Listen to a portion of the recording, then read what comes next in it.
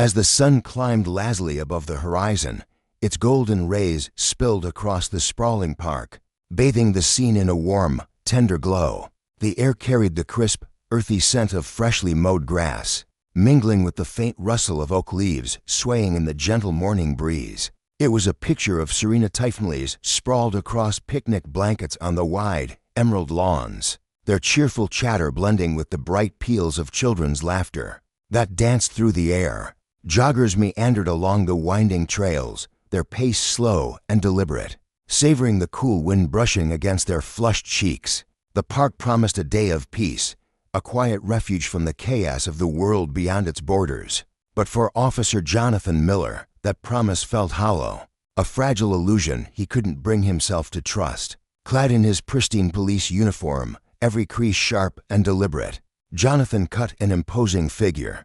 He didn't rush through the park's curving paths. Instead, he strolled with a measured gait, exuding an air of unyielding authority. At his side trotted Rex, his German shepherd, a creature of raw power and precision. Rex's sleek black coat gleamed under the morning light, his erect ears twitching at every sound, his piercing eyes tracking the smallest movements with predatory focus. To Jonathan, Rex was more than a companion, was a living extension of his will, a symbol of the order, control, and dominance he held dear. Together, they were an unbreakable unit, a force tasked with upholding the stability of a world teetering on the edge of chaos. With Rex by his side, Jonathan felt a quiet reassurance, a steady anchor amid the unpredictability of his daily grind. Yet this morning, that reassurance eluded him. Beneath his polished exterior simmered a restless unease, a gnawing detachment that colored his view of the idyllic scene around him. The families laughing over their breakfast spreads, the couples strolling hand in hand, the children darting across the grass with boundless energy, they all grated on him. Their joy felt naive, almost mocking. "They don't have a clue," he muttered under his breath, his voice a low growl barely audible over the breeze. "They don't see the filth, the danger lurking just beyond this little bubble. They don't know what it takes to keep them safe." His eyes swept across the park, narrowing as they landed on a small figure in the distance, a young black boy, no more than 6, scampering up a grassy hill. The boy's toy plane swooped through the air, and his delighted giggles floated back to Jonathan like a taunting melody. That laughter pierced him, sharp and unwelcome. Jonathan stopped in his tracks, his jaw clenching as a coldness settled into his hazel eyes. The boy's carefree abandon stirred something dark within him, a tangle of irritation and resentment he couldn't fully name. "What's he doing out here, running around like that?" he hissed to himself, his voice dripping with disdain. To Jonathan, the boy's joy was an affront, a crack in the rigid structure of order he'd spent his career enforcing. It wasn't just the laughter, it was the innocence, the freedom, the way the boy seemed to exist outside the boundaries Jonathan clung to so fiercely. Rex felt it too, his ears flicked upward, his body tensing as he locked his gaze on the distant figure, mirroring his master's shift in mood. Jonathan's grip tightened on the leather leash, his knuckles whitening as a thought took root in his mind, a thought he didn't pause to question, didn't dare to examine. The boy's presence felt like a challenge, a disruption to the world he'd built in his head, where discipline reigned supreme and every piece fell neatly into place. His heart thudded with a strange, cold clarity, drowning out the faint whispers of reason. Leaning down, he brought his face close to Rex's, his voice dropping to a menacing whisper. "Let's go," he said, the words heavy with intent. Rex responded with a low, rumbling growl, his muscles rippling beneath his glossy fur, coiled and ready to strike. Up ahead, the boy continued his game, chasing his toy plane down the hill, his small frame bouncing with each step, oblivious to the shadow creeping closer. Jonathan straightened, his eyes never leaving the boy inside him. A storm brewed in inexplicable fury that drowned out the park's tranquility.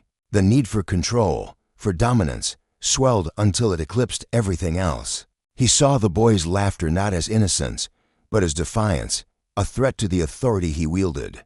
"Go," he murmured, his voice icy and final. With a flick of his wrist, he released the leash, and Rex exploded forward, a black blur streaking across the grass with terrifying speed. His powerful legs churned the earth, his jaws parted slightly, revealing the glint of sharp teeth. Jonathan stood rooted to the spot, watching with a detached calm, a faint smirk tugging at the corner of his mouth. This, he thought, was justice in its purest form, a lesson etched in fear. The boy, still lost in his play, scooped up his toy plane and turned with a triumphant grin. Then his eyes met Rex's, and the world tilted. The dog's gaze burned with feral intensity, and the boy's smile vanished, replaced by a mask of pure, unadulterated terror. His small body froze, legs trembling as if rooted to the ground. The plane slipped from his grasp, tumbling into the grass, but he didn't notice his focus was consumed by the beast hurtling toward him. His mouth opened to scream, but the sound lodged in his throat, escaping only as a series of panicked gasps. In an instant, Rex was upon him, his massive frame crashing down like a thunderbolt. The boy hit the ground hard, a sharp cry bursting from his lips as the air was knocked from his lungs. Rex pinned him with ruthless precision, his heavy paws pressing into the boy's narrow chest, claws snagging the thin fabric of his shirt. The dog's growl rumbled deep and menacing, his hot breath washing over the boy's face, saliva dripping from bared fangs. The boy's eyes widened, glistening with tears as he squirmed helplessly beneath the weight. "Help! Somebody, please!" he finally shrieked, his voice raw and desperate, cracking with fear. But Jonathan didn't move. He stood back, arms crossed, his expression unreadable save for the glint of satisfaction in his eyes. The boy's terror fed something within him, a twisted validation of his power, a confirmation that order could be restored through force. He'll learn, Jonathan thought, his lips curling into a chilling smile. They all will. Around them, the park's harmony fractured. The carefree chatter of families faded, replaced by gasps and murmurs as heads turned toward the unfolding horror. A woman on a nearby bench clutched her toddler tighter, her face paling as she watched the scene unfold, her maternal instinct screaming to shield her own child from the nightmare. A jogger skidded to a halt, fumbling for his phone with shaking hands, his voice trembling as he muttered, "What the hell is happening?" He raised the device, recording the chaos, his wide eyes darting between the boy and the officer standing impassively in the distance. Whispers rippled through the growing crowd, a mix of shock and fear threading their voices. "Someone help him," a woman cried, her words quivering as she wrung her hands. Torn between outrage and helplessness, the onlookers edged closer, forming a loose semicircle, their faces etched with disbelief. A teenage girl, her ponytail swinging as she craned her neck to see, whispered to her friend, "Why isn't anyone stopping this?" Her friend, a lanky boy with glasses, shook his head, his mouth agape. "That's a cough's just letting it happen." An elderly man leaning on a cane gripped its handle tighter, his weathered face tightening with anger. "This isn't right," he rasped, his voice carrying the weight of decades of hard-earned wisdom. "That boy's just a child," yet no one dared step forward, held back by the invisible barrier of Jonathan's authority and the snarling threat of Rex. In that moment, the park transformed from a haven into a stage for a brutal lesson known Jonathan believed necessary, but one that exposed the rot beneath his badge. His abuse of power didn't just shatter the boy's innocence. It laid bare the consequences of unchecked control, a warning that justice, when twisted, becomes its own kind of tyranny. The crowd's murmurs grew louder, a collective awakening to the fragility of the peace they'd taken for granted, and the steep price paid when authority forgets its purpose. In the heart of the sprawling park, where the morning sun filtered through the swaying branches of ancient oaks, Jonathan stood like a statue carved from ice, his piercing, unyielding stare locked onto the chaotic scene unfolding before him, his face a mask of chilling indifference. Not a flicker of remorse or unease crossed his sharp featureless knot, even as the air thickened with tension and the faint rustling of leaves was drowned out by the growing unrest around him. Beside him, Rex, his hulking German shepherd,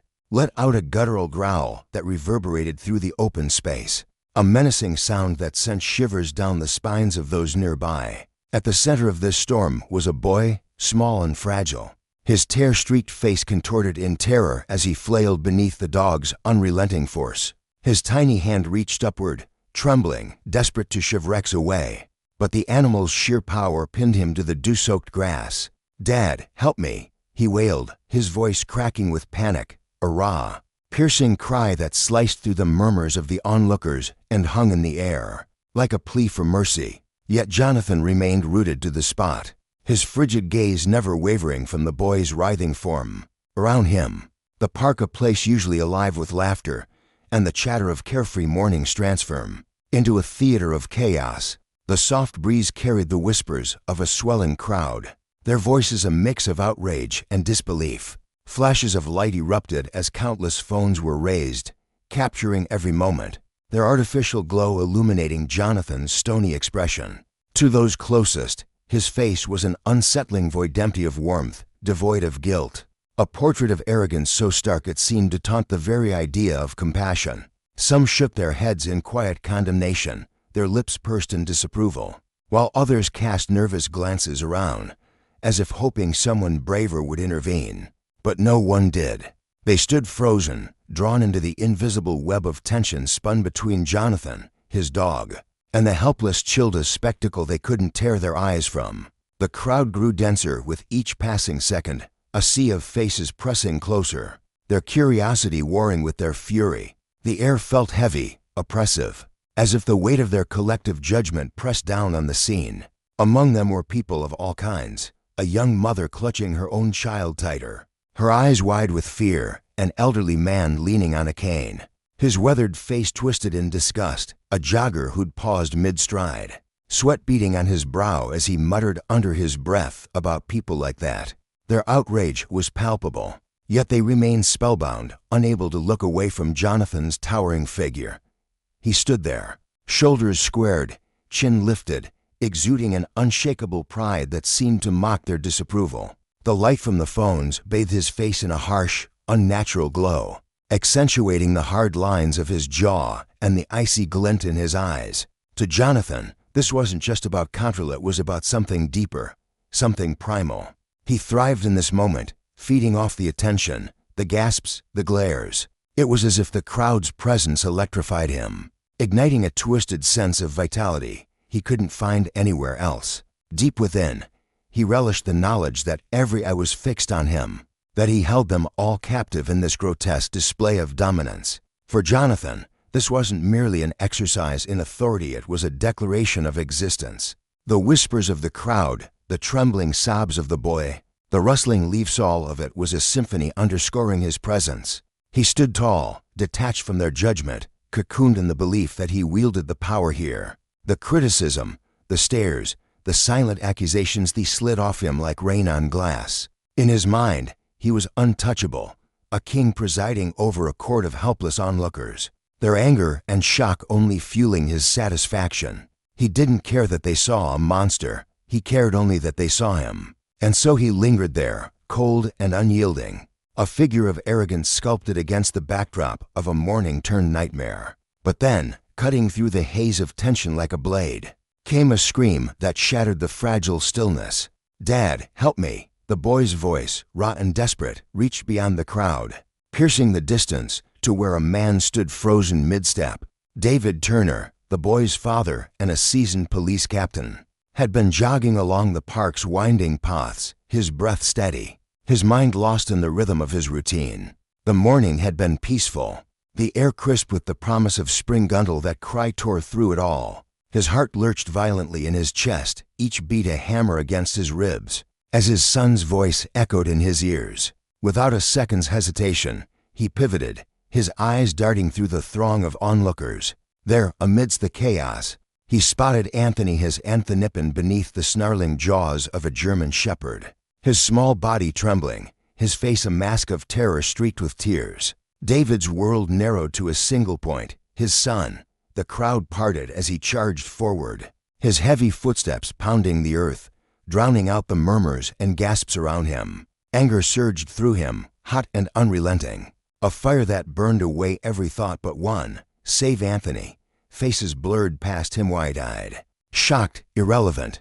His lungs burned, his muscles strained, but he pushed harder, faster, until he reached the center of the storm. "Anthony," he roared, his voice a thunderclap that silenced the crowd. The boy's head jerked up, his tear-filled eyes locking onto his father's with a flicker of hope amid the fear. "Dad, help me." He sobbed again, his voice breaking as he clung to that fragile lifeline. David didn't pause. With a surge of strength born from desperation, he lunged at Rex, his hands gripping the dog's thick fur as he shoved the animal off his son. The German shepherd staggered back, caught off guard by the sudden force, then retreated a few steps, its ears flattening as it sensed the raw authority in David's blazing stare.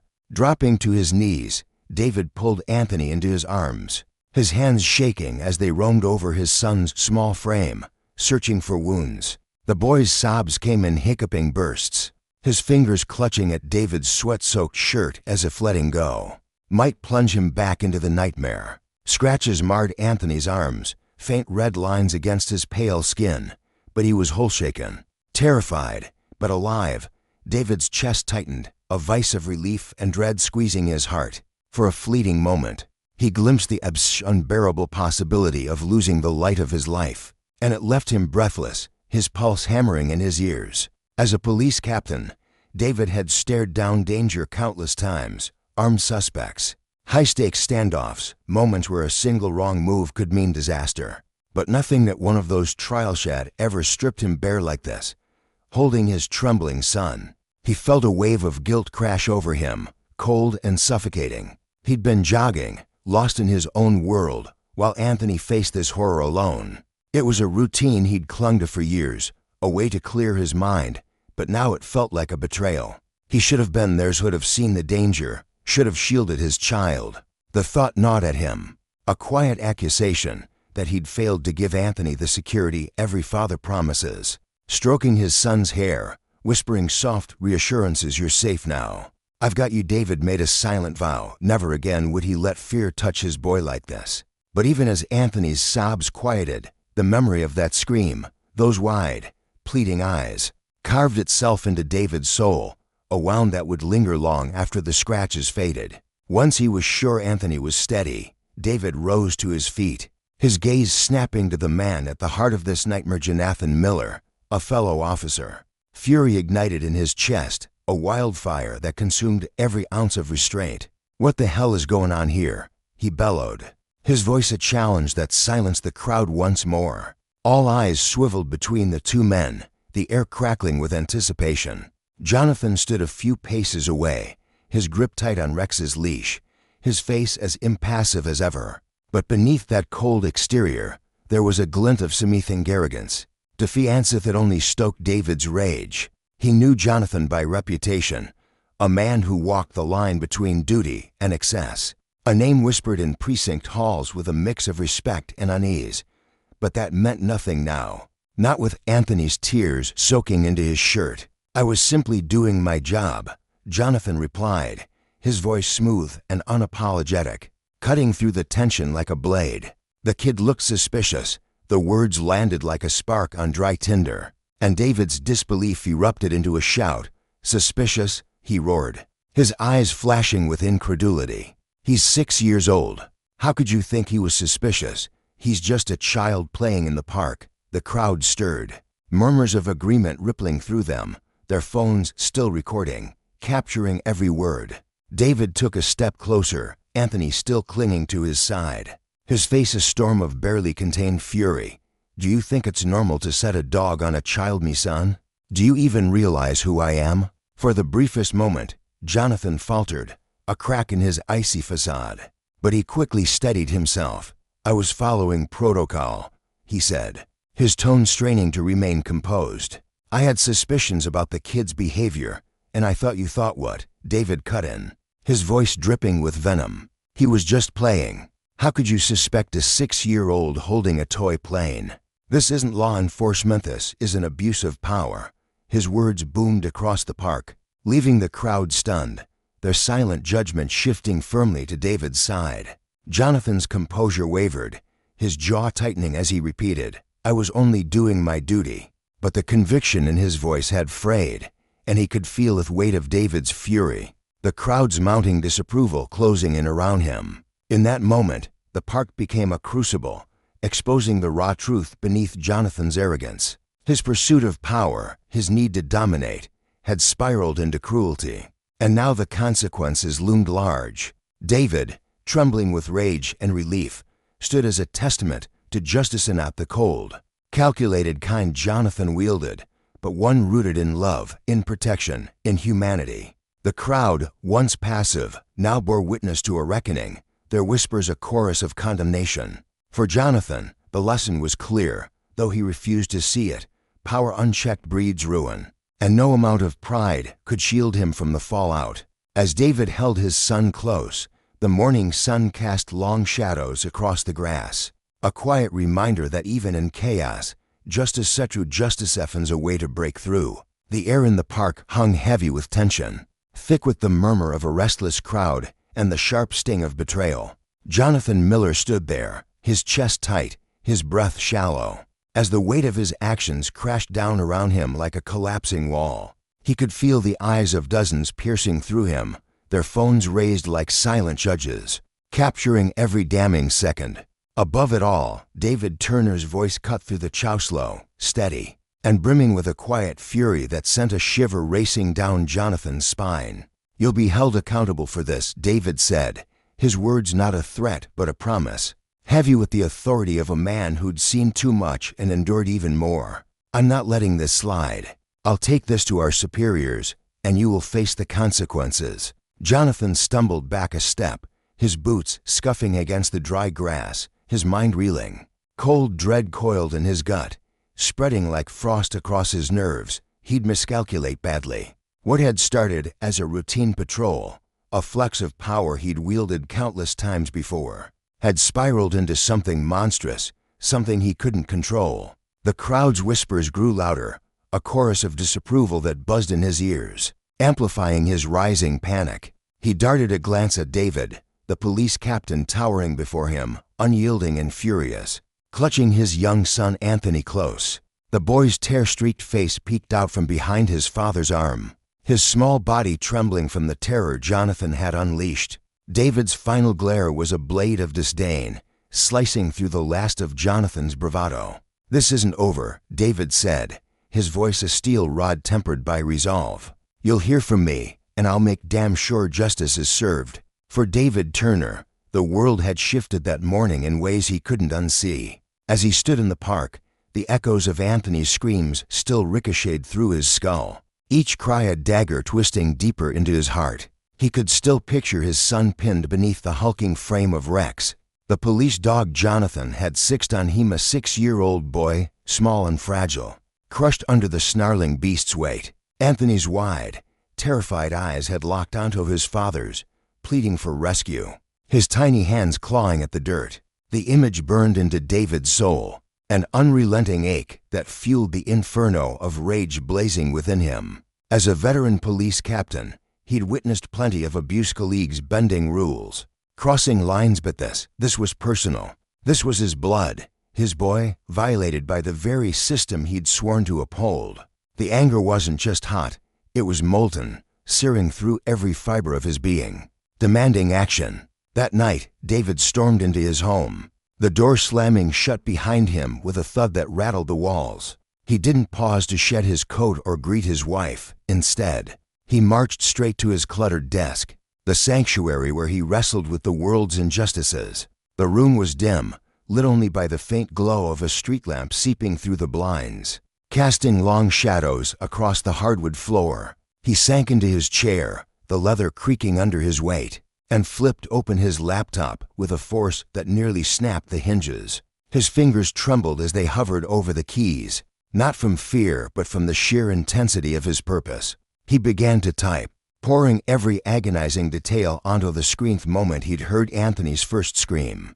High and desperate, the sight of Jonathan standing there, arms crossed, his face a mask of indifference as the dog lunged, the way the crowd had gasped, their voices rising in a tide of outrage. Each word was a brick, building a case that would bury Jonathan Miller under the weight of his own cruelty. But David knew words alone wouldn't be enough. He needed evidence, hard, undeniable proof that Jonathan's actions weren't just a mistake, but a grotesque abuse of power. His mind raced as he recalled the crowd, their phones flashing like fireflies in the chaos. Social media, he realized, could be his weapon. With a few swift clicks, He posted a call to action across every platform he could think of. His message raw and urgent. If you were at the park this morning, if you saw what happened to my son, please send me your videos. We need the truth. He hit send and leaned back, his chest heaving, his eyes fixed on the screen as if willing the responses to come. Within minutes, they did, first a trickle, then a flood. Videos poured in, each one a fresh stab of pain and fury. One showed Rex leaping onto Anthony, his growl a guttural roar that drowned out the park's usual calm. Another captured the boy's piercing cries, his small body thrashing under the dog's bulk. A third framed Jonathan perfectly, his cold, detached stare, his refusal to move a muscle as a child suffered at his command. David's hands clenched into fists, his nails digging into his palms as he watched, the rage building until it felt like his ribs might crack under the pressure. The witnesses didn't stop at videos. Messages flooded his inbox, each one a brushstroke painting a fuller picture of Jonathan's callousness. A young mother, her voice shaking as she typed, described how she'd clutched her own child tighter, horrified by Jonathan's apathy. An elderly man, who'd been feeding ducks by the pond, recounted how David had sprinted across the grass, shouting for the dog to stop, his desperation raw and palpable. A teenage girl, barely 16, wrote of the dread she'd felt watching a uniformed officer supposed protect her unleash terror on an innocent boy. Each story was a thread, weaving a tapestry of Jonathan's guilt. And in the eyes of those who'd seen it, he wasn't just negligent, he was a predator cloaked in authority, preying on the vulnerable. The incident didn't stay quiet for long. Like wildfire, it spread across social media, hashtags igniting in its wake. Justice for Anthony, Stop Elizabeth.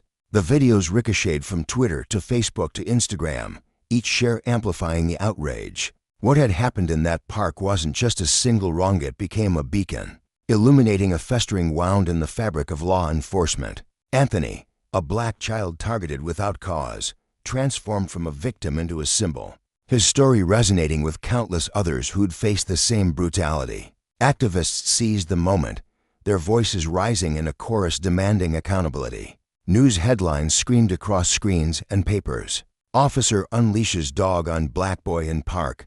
Police captain fights for justice after son's attack. Community rallies against abuse of power. The articles dissected every angle, their words sharp and unrelenting, painting Jonathan as a villain whose actions couldn't be excused. Public fury swelled, a tidal wave crashing against the walls of the police department. People wanted answers. So often did this happen? How many cries had been muffled, buried under paperwork and lies? David felt the pressure mounting, a storm gathering strength, and he knew he had to harness it. The next morning, he compiled his arsenal, the videos, the witness statements, his own meticulous report. The file was a tome, thick with the weight of truth, and he carried it to the Internal Affairs office himself, his steps deliberate, his jaw set.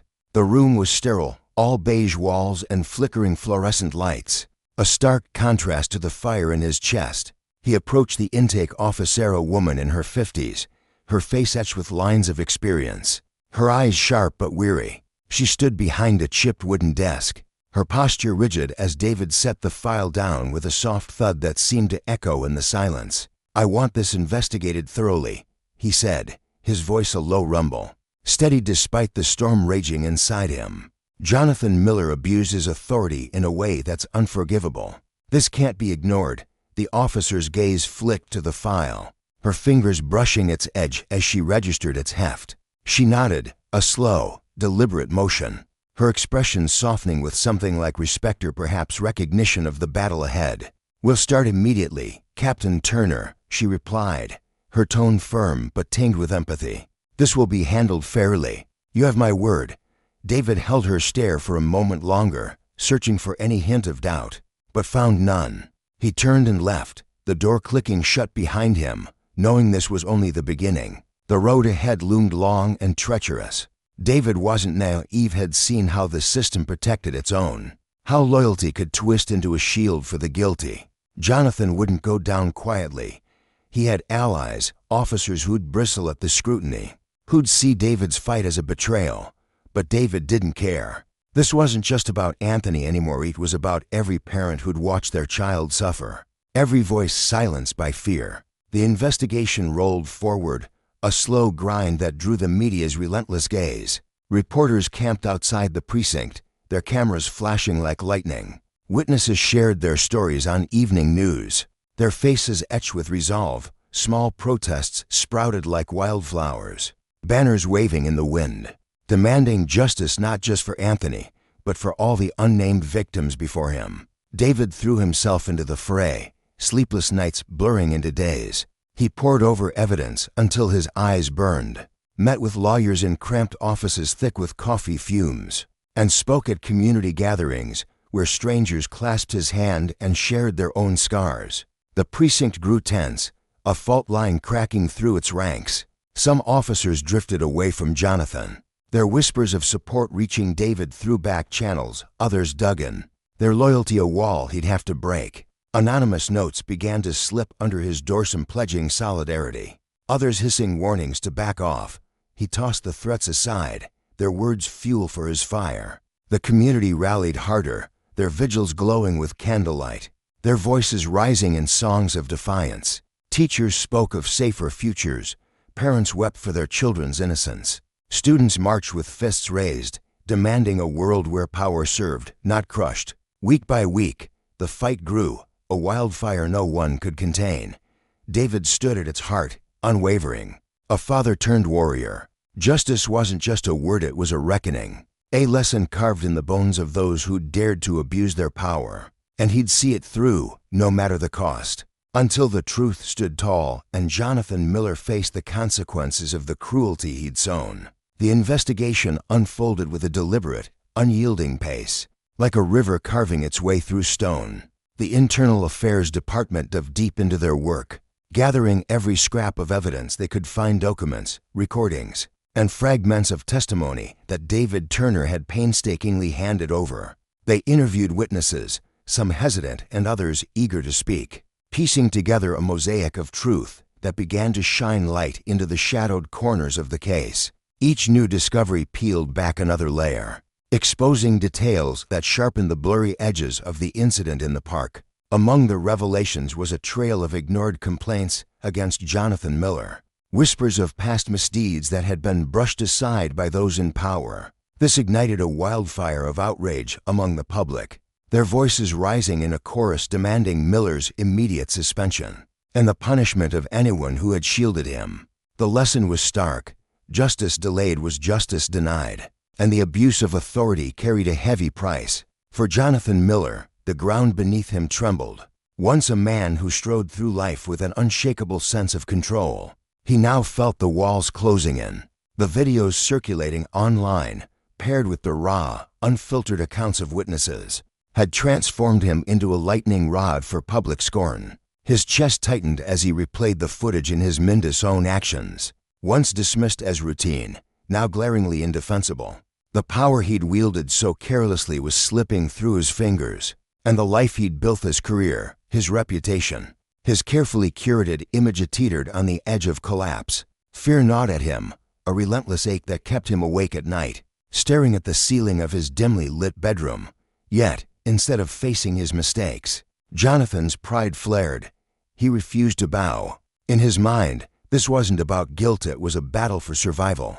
He'd frame it as a clash of titans, a power struggle where he was the wrong party. With a calculated glint in his eye, he began reaching out to allies within the police department, men and women whose loyalty he'd cultivated over years of shared coffee breaks and late-night favors. In hushed conversations behind closed doors, Jonathan spun a web of half-truths. David Turner's not just some grieving dad, he'd say, leaning in close to a trusted sergeant, his voice low and conspiratorial. He's a captain with an axe to grind, using his rank to settle an old score. He painted David as a scheming manipulator, a man driven by a personal vendetta rather than a quest for justice. Jonathan's words slithered through the precinct, sowing seeds of doubt among officers who'd once respected David. He concocted a tale of long-standing bitterness, claiming the park incident was merely a convenient excuse for David to unleash a vendetta years in the making. With every retelling, He embellished the story, his voice steady, but his palms sweaty. Knowing the stakes, some officers, swayed by Jonathan's charisma or their own petty grievances with David, began to waver. Was there truth to it? Could David's pursuit be more about ego than righteousness? Jonathan seized on their hesitation, subtly stoking old resentments, reminding them of times David had been too rigid to buy the book. By shifting the spotlight onto David, he hoped to dodge the reckoning bearing down on him. Meanwhile, David Turner and his family bore the weight of a storm they hadn't asked for. Their modest home, once a sanctuary of laughter and warmth, now felt like a fortress under siege. The glare of public attention pierced through their windows, reporters hovering, neighbors whispering, social media buzzing with opinions. David's wife, Mary, carried a quiet anguish that deepened with each passing day. She watched their son, Anthony, retreat into himself, his once sparkling eyes dulled by fear. The boy who used to race through the backyard, giggling as he chased butterflies, now flinched at the sound of a dog barking blocks away. He clung to the safety of his room, refusing to step outside alone, his small frame trembling as memories of that day in the park replayed in his mind. Mary's heart shattered every time she saw him shrink into himself. Sleepless nights stretched on as she lay beside David, her thoughts a tangle of worry and helplessness. One evening, as the three of them sat around the dinner table, the clink of forks against plates couldn't drown out the tension. Mary's voice broke as tears spilled down her cheeks. "I don't know how much more I can take," she whispered, her hands shaking. "Anthony's not our happy little boy anymore. He's scared of everything resound, every shadow." David reached for her hand, his own heart heavy with a mix of guilt and resolve. He felt the sting of her words, knowing his fight had dragged them all into this chaos. But surrender wasn't an option. "I know it's hard, Mary," he said, his voice firm yet tender. "But we can't let Jonathan walk free. This isn't just for Anthony, it's for every kid out there who might cross paths with someone like him. I have to see this through." His eyes burned with determination, fueled by love for his son and a duty to the badge he'd worn for decades. The table fell silent, save for the soft sound of Anthony pushing food around his plate. His head bowed. Mary squeezed David's hand, drawing strength from his unwavering conviction, even as her own fears lingered. Jonathan, meanwhile, fought tooth and nail to cling to his crumbling empire. He dialed up old friends and high-placicity officials, veteran cops, anyone with sway's tone a blend of charm and desperation. This could tank the whole department's reputation, he'd argue, pacing his living room as he spoke. David's turning a molehill into a mountain to boost his own name. While dragging mine through the mud, he leaned on personal ties, calling in favors from colleagues who'd shared beers with him after tough shifts, or nodded along to his gripes about the system. A few bought into his narrative, men like Officer Tom Reynolds, a gruff veteran who'd worked with Jonathan for over a decade. Tom scratched his graying beard, frowning as he mulled it over. "Maybe David's letting his emotions run the show," he muttered to another officer over coffee. "This feels personal to personal." The precinct fractured further, loyalties splitting like cracked pavement. Some stood resolute with David, trusting his integrity, while others rallied behind Jonathan, convinced he'd been unfairly targeted over a misunderstanding. Emboldened, Jonathan hatched a bolder plan. He'd take his case to the public. A press conference, he decided, would be his stage to rewrite the story. He envisioned himself standing tall before flashing cameras, his uniform crisp, his expression earnest. "I followed protocol," he'd declare, voice steady despite the sweat beading on his brow. "This has been blown out of proportion, a witch hunt, plain and simple." He'd cast himself as the victim, a good cop ensnared in a conspiracy, hoping to sway the court of public opinion. But David refused to be rattled by the rumors swirling around him or Jonathan's defiance. As a captain and a father, he carried a dual burden, protecting his son and upholding the law he'd sworn to serve. He poured himself into the investigation, meeting late into the night with internal affairs, handing over fresh witness statements, grainy security footage, and dusty reports of Jonathan's past transgressions. This wasn't just about Anthony anymore. It was about rooting out a cancer within the force. Power, when abused, festered, and David wouldn't let it spread unchecked. The clash within the department grew fiercer, a tempest of mistrust and clashing ideals. Jonathan's supporters dug in, but cracks appeared as public pressure mounted. Human rights groups rallied behind David, their protests echoing through the streets, while a handful of officers who'd once wavered began to see Jonathan's actions for what they were: a blatant betrayal of their oath. Late at night, David sat alone in his study, the house silent save for the faint hum of the refrigerator. Mary and Anthony slept upstairs, their breathing a quiet reminder of why he fought. He stared out the window into the darkness, his mind racing. The road ahead loomed long and treacherous, but surrender wasn't in his blood. Hope anchored him, hope that truth would pierce through the lies, that justice would prevail. Mary often found him like this, lost in thought, and she'd slip beside him, her presence a steadying force. "This isn't just your fight," she'd whisper, her voice soft but fierce. "It's ours. We've faced worse, and we'll get through this too." Her words rekindled memories of Anthony's brighter days tossing a ball in the yard, his laughter ringing out and stoked David's resolve. He'd sworn to protect a society where his son could thrive, where the law stood as a shield, not a weapon. Then came a jolt, a wild card in the form of Alex Simmons, a former officer with a weathered face and a story to tell. Years ago, he'd served alongside Jonathan, a rookie eager to make a difference. But Jonathan had seen him as a threat, harassing him relentlessly, sabotaging his every move until Alex walked away, disillusioned. Now, standing in the precinct's flickering fluorescent light, Alex's voice trembled with old pain as he recounted his tale. "He crushed me because I wouldn't bend," he said, fists clenched. "And I wasn't the only one." His testimony was a match struck in the dark, illuminating Jonathan's pattern of cruelty. The tide began to turn, the weight of evidence and conscience tipping the scales toward justice that demanded accountability no matter the cost. In the quiet stillness of an early morning, David Turner sat at his kitchen table, cradling a steaming mug of coffee that had long gone cold. His mind churned with memories of his son Anthony's terrified screams echoing through the park, a sound that had carved itself into his soul. For weeks, he'd wrestled with a simmering rage and a gnawing helplessness, all fueled by Jonathan Miller's blatant misuse of authority. Jonathan, a man David had once respected as a fellow officer, had let his power twist into something cruel and unchecked, leaving Anthony's 6-year-old boy caught in the wreckage. But that morning, as the first rays of sunlight crept through the blinds, David's phone buzzed with a call that would shift everything. It was Alex Simmons, a name from the past, his voice low and weighted with purpose. "David, we need to talk," Alex said, each word laced with a resolve that cut through the static. "I was one of Jonathan's victims too. I've got proof, hard evidence of what he's done. If you need me, I'll stand with you. I'll testify." David's heart thudded in his chest, a flicker of hope igniting amid the ashes of his despair. Alex wasn't just another voice. He was a former colleague who'd endured Jonathan's tyranny firsthand.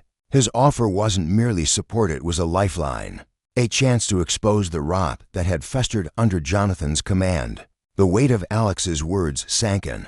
This wasn't an isolated incident, but a pattern, a relentless cycle of abuse that had crushed others before Anthony. David's fingers tightened around the phone as he replied, "Let's meet. Today." He could feel the tide turning, a surge of determination drowning out the exhaustion that had haunted him for weeks. By mid-morning, the two men sat across from each other in a small, dimly lit cafe on the edge of town. The air smelled of burnt coffee and cinnamon, and the hum of murmured conversations blended with the clatter of dishes. Alex slid into the booth, his shoulders hunched as if carrying an invisible burden. His eyes, though, burned with a quiet fire. He reached into a worn leather satchel and pulled out a thick manila folder, its edges frayed from years of being clutched too tightly. "This is it," he said, pushing it across the scratched wooden table toward David. "Everything I kept. Emails, reports, memos, proof of how Jonathan twisted his rank into a weapon." David opened the file, his breath catching as he scanned the pages. There were detailed accounts of Jonathan strong-arming colleagues into silence, blackmailing subordinates for favors, and burying complaints to protect his own skin. One report stood out, Alex's own story.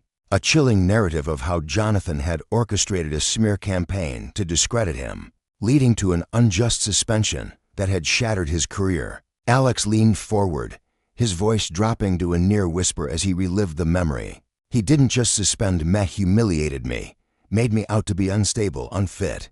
All because I dared to question him. Jonathan's a master at bending the truth, turning it into whatever suits him. He'd step over anyone, your son, without a second thought. His hands trembled slightly as he spoke, betraying the anger he'd buried for years. I walked away from the department because I couldn't stomach it anymore. But when I heard about Anthony, I knew I couldn't let him ruin another life, especially not a kid's. David's chest tightened with a mix of gratitude and fury. He looked at Alex, seeing not just a witness, but a man who'd clawed his way back from defeat to stand against a tyrant. "Thank you," David said, his voice thick with emotion, cracking under the weight of what this moment meant. This could be the key. You're giving us a real shot at holding him accountable." He gathered the documents, already mentally cataloging how they'd bolster the case. With Alex's testimony and this undeniable proof, the investigation into Jonathan's actions would gain teeth-sharp, unrelenting ones. Back at the precinct, the investigative team buzzed with a renewed energy as David handed over the file. Detectives hunched over desks littered with coffee cups and crumpled notes, cross-referencing Alex's accounts with the timeline of Anthony's incident. The room hummed with the sound of flipping pages and clicking keyboards, a stark contrast to the stagnant silence that had plagued them before. Alex's evidence painted a damning picture. Jonathan hadn't just failed Anthony that day. In the park had built a legacy of coercion and corruption, one that now teetered on the brink of collapse. Word of Alex's involvement spread like wildfire through the department, whispers turning into bold conversations in the break room and hallways. Officers who'd once turned a blind eye began to shift uncomfortably, their loyalty to Jonathan fraying at the edges. Outside the precinct walls, the story erupted across social media. Posts tagged Justice for Anthony and Prosecutor Jonathan flooded X, each one amplifying the public's outrage. David scrolled through his phone one evening, his eyes catching on a tweet from a local journalist. New witness steps forward with evidence of systemic abuse by Officer Jonathan Miller. This isn't just about one child, it's about a broken system. The retweets piled up, and soon, news vans lined the streets outside the station, their cameras flashing like vultures circling a dying beast. Human rights groups and activists rallied, their voices merging into a chorus that demanded accountability. David felt the groundswell of support lifting him, a wave of collective resolve that drowned out the doubts he'd carried alone for so long. Meanwhile, Jonathan Miller paced his office, the walls closing in with every passing hour. The man who'd once strode through the department with an air of untouchable arrogance now looked haggard, his tie loosened and his jaw clenched tight. He knew Alex's testimony had shifted the battlefield, stripping away the shield of deniability he'd relied on for years.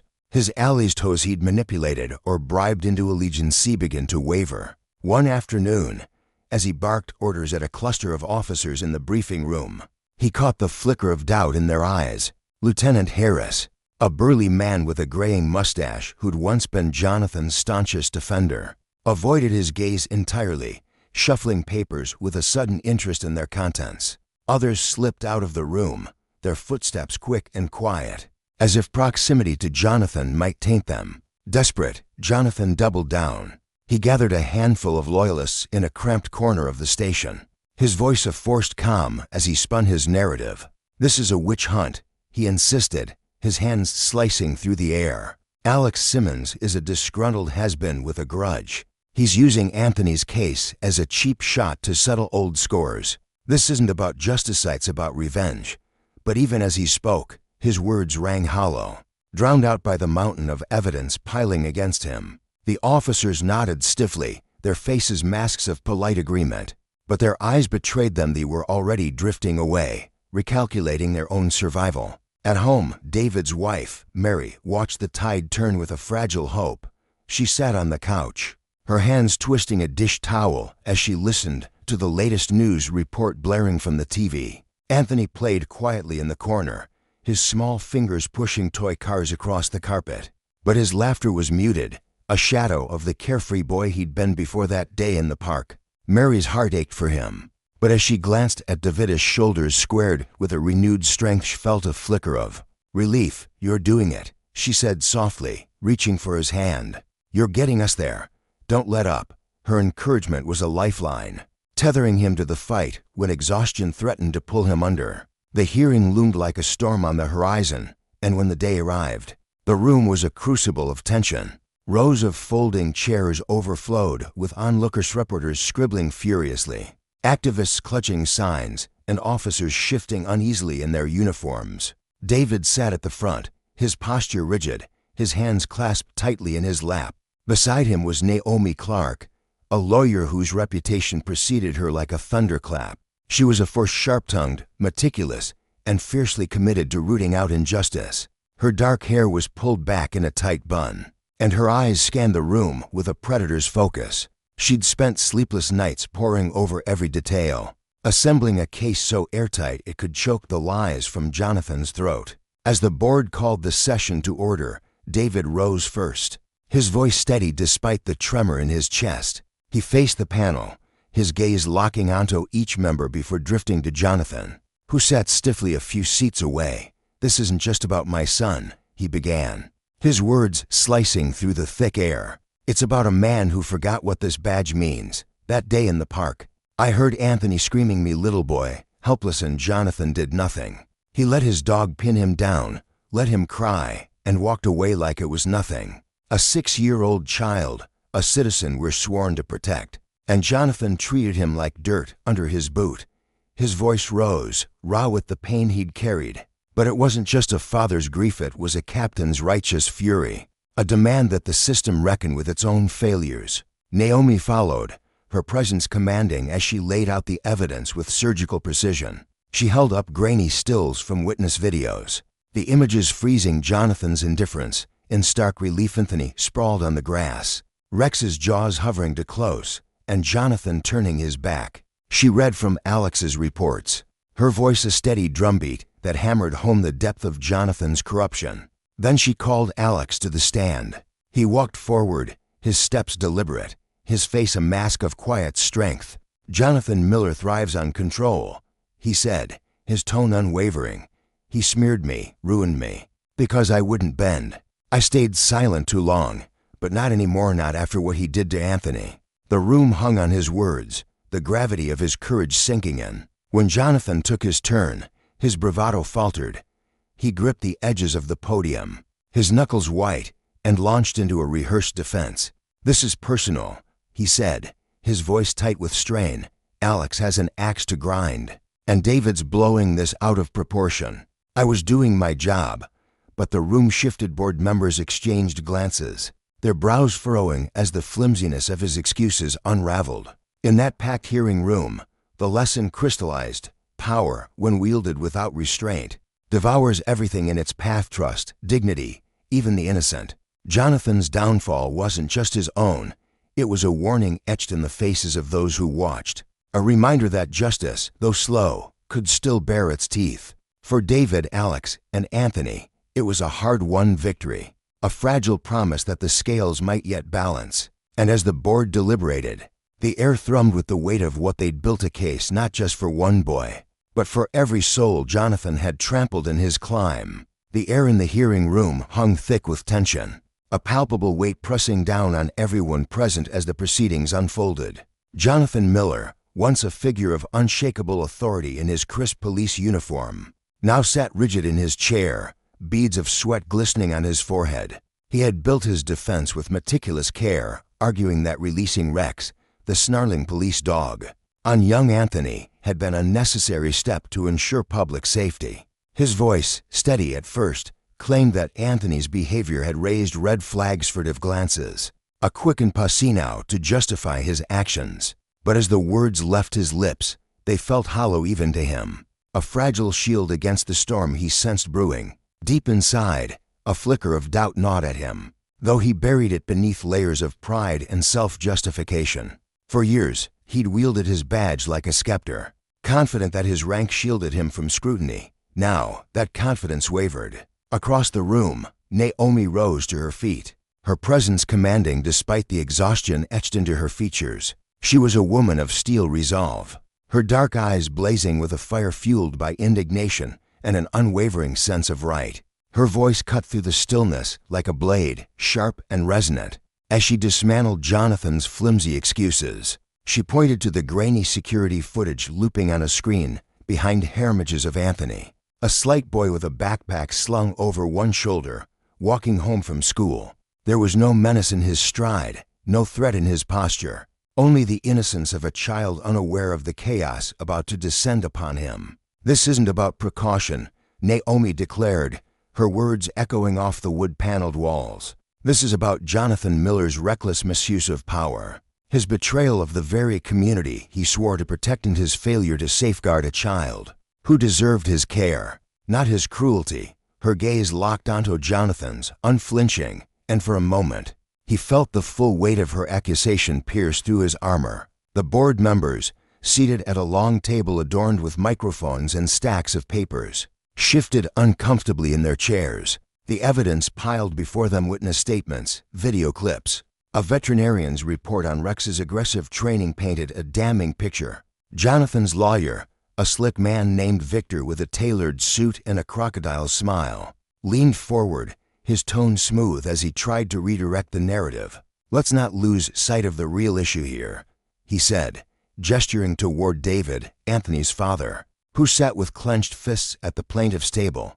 "This is a vendetta, plain and simple. David Turner has a grudge, and he's twisting this incident to settle a score." Victor's confidence was unshaken, his words dripping with insinuation. But Naomi was quick to counter. "No," she snapped, her voice rising with conviction. "This isn't about revenge.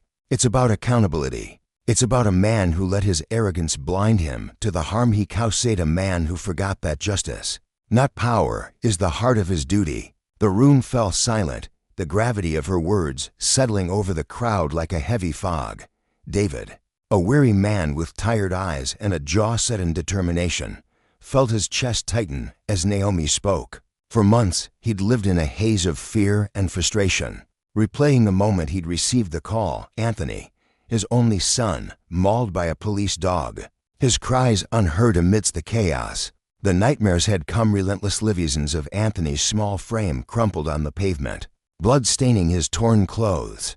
David had paced their cramped living room night after night, his mind racing with what-ifs, his heart aching with a father's helpless rage. Now, as the board deliberated, he dared to hope that the truth would prevail. Beside him, Naomi's steady presence was a lifeline, her unwavering support a beacon through the darkness of this ordeal. He stole a glance at her, catching the faint nod she offered, a silent promise that their fight was not in vain. In the back of the room, Mary, David's wife, sat with Anthony perched on her lap.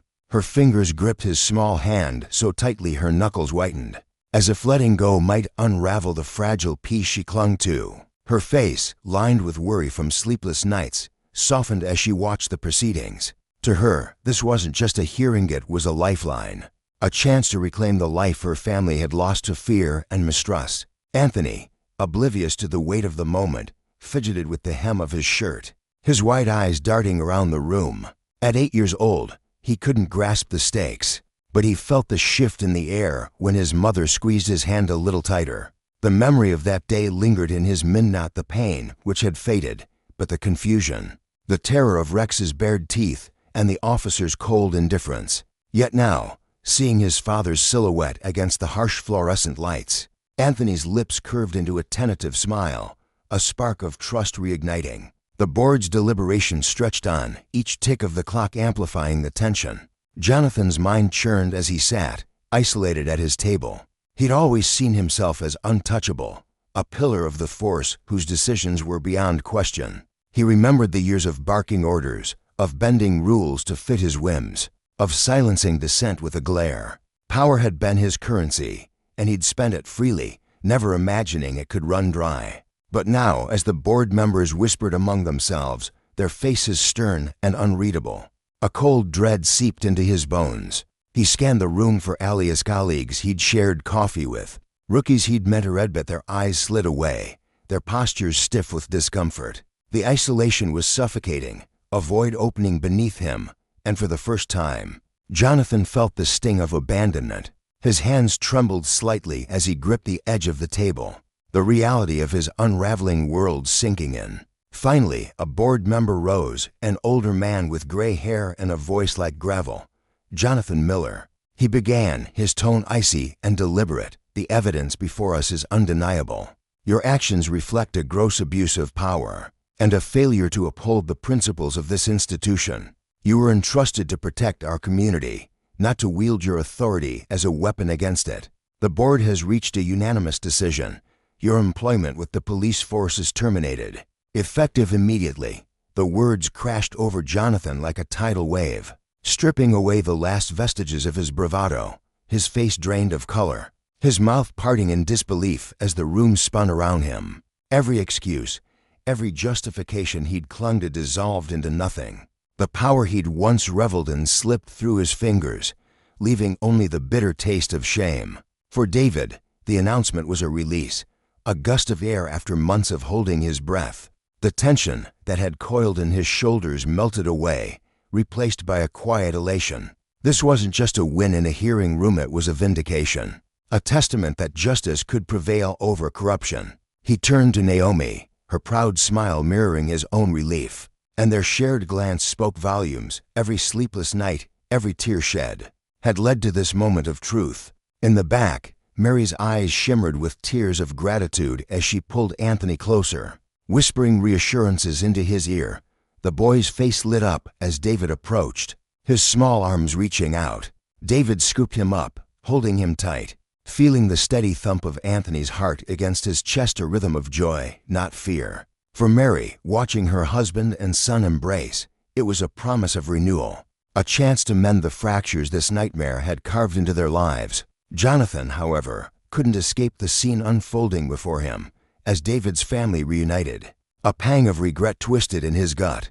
He saw what he'd lost, not just a job, but the man he'd once aspired to be. His choices, driven by ego and a thirst for control, had eroded the values he'd once cherished: duty, honor, integrity. Now, as he stood to leave, the whispers of the crowd followed him, cameras flashing like relentless vultures. Colleagues stepped aside, their silence louder than any condemnation. His steps echoed in the hallway as he exited, head bowed, a fallen king stripped of his crown. The lesson was clear, etched into the very air of the room. Power was a privilege, not a right, and its misuse carried a price no one could outrun. For David, the victory was bittersweet. As he left the hearing room with Mary and Anthony, the weight of the fight lifted, but a new resolve took root. Watching Jonathan's retreating figure, he reflected on the broader battle ahead.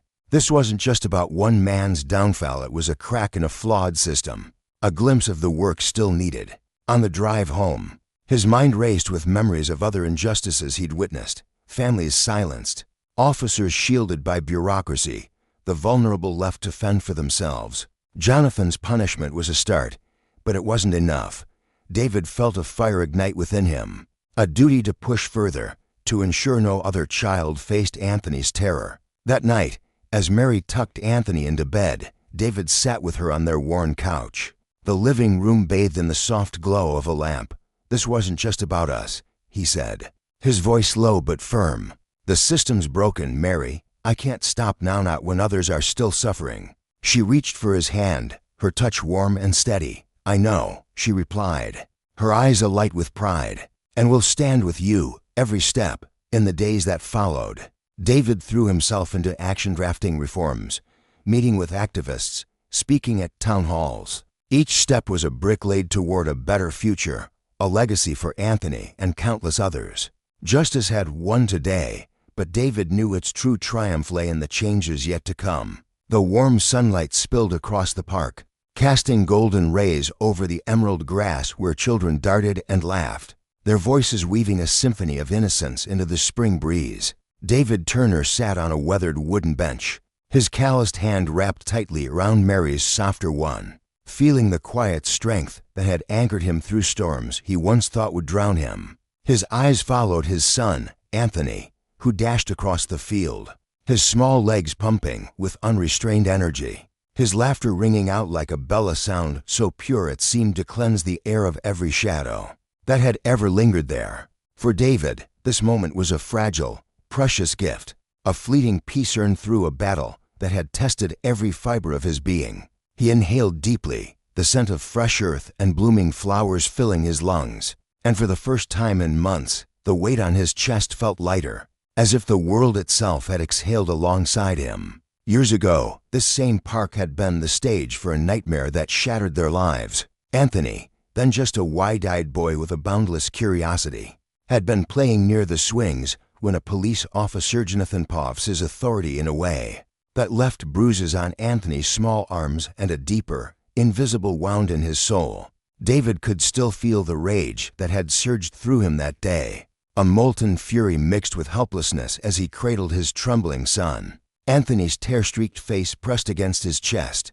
the officer's smug indifference, the way he'd waved off their protests with a sneer, had ignited something in David, a fire that refused to die. It wasn't just about Anthony anymore. It was about every child, every family who might suffer under the unchecked arrogance of power. That incident had planted a seed of defiance in David, one that grew into an unshakable resolve to fight for justice, no matter how towering the odds. The journey that followed was a grueling odyssey, one that thrust David into a spotlight he'd never sought. The media descended like vultures, their cameras flashing and microphones thrust forward, hungry for every detail of his crusade. News vans lined the streets outside the courthouse, reporters shouting questions as he pushed through the throng, his jaw set and his eyes burning with purpose. Inside those sterile, echoing halls, he faced Jonathan and a system that seemed designed to protect its own. The hearings were brutal hours of testimony, cross-examinations that twisted his words, and the cold stares of officers who saw him as a traitor to their unspoken code. But David pressed on, fueled by the memory of Anthony's frightened whimpers and the quiet, unwavering faith in Mary's gaze. On social media, his story exploded, hashtags and threads weaving a tapestry of support that stretched across the city and beyond. Strangers sent messages of encouragement, their words a lifeline in the darkest hours. "You're a hero, David. Keep fighting. We believe in you." Too many. He became a Bacona father who refused to bow, a man who dared to demand that justice be more than an empty word. Even within the police department, the ripples of his battle stirred unease. Officers who had once turned a blind eye to Jonathan's abuses began to shift uncomfortably. In their silence, some, former allies of the disgraced officer, stepped into the light, their voices trembling as they recounted incidents they'd witnessed, segments of cruelty they'd buried under the weight of loyalty and fear. For them, David's fight was a mirror held up to their own consciences, reflecting the cost of complicity. One young officer, a weary man named Thomas with haunted eyes, approached David after a late-night meeting, his hands shoved deep into his pockets. "I saw what he did that day," Thomas muttered, barely meeting David's gaze. "I should have said something. I didn't. I'm sorry." The confession hung heavy between them, a thread of redemption in a tangled web of guilt.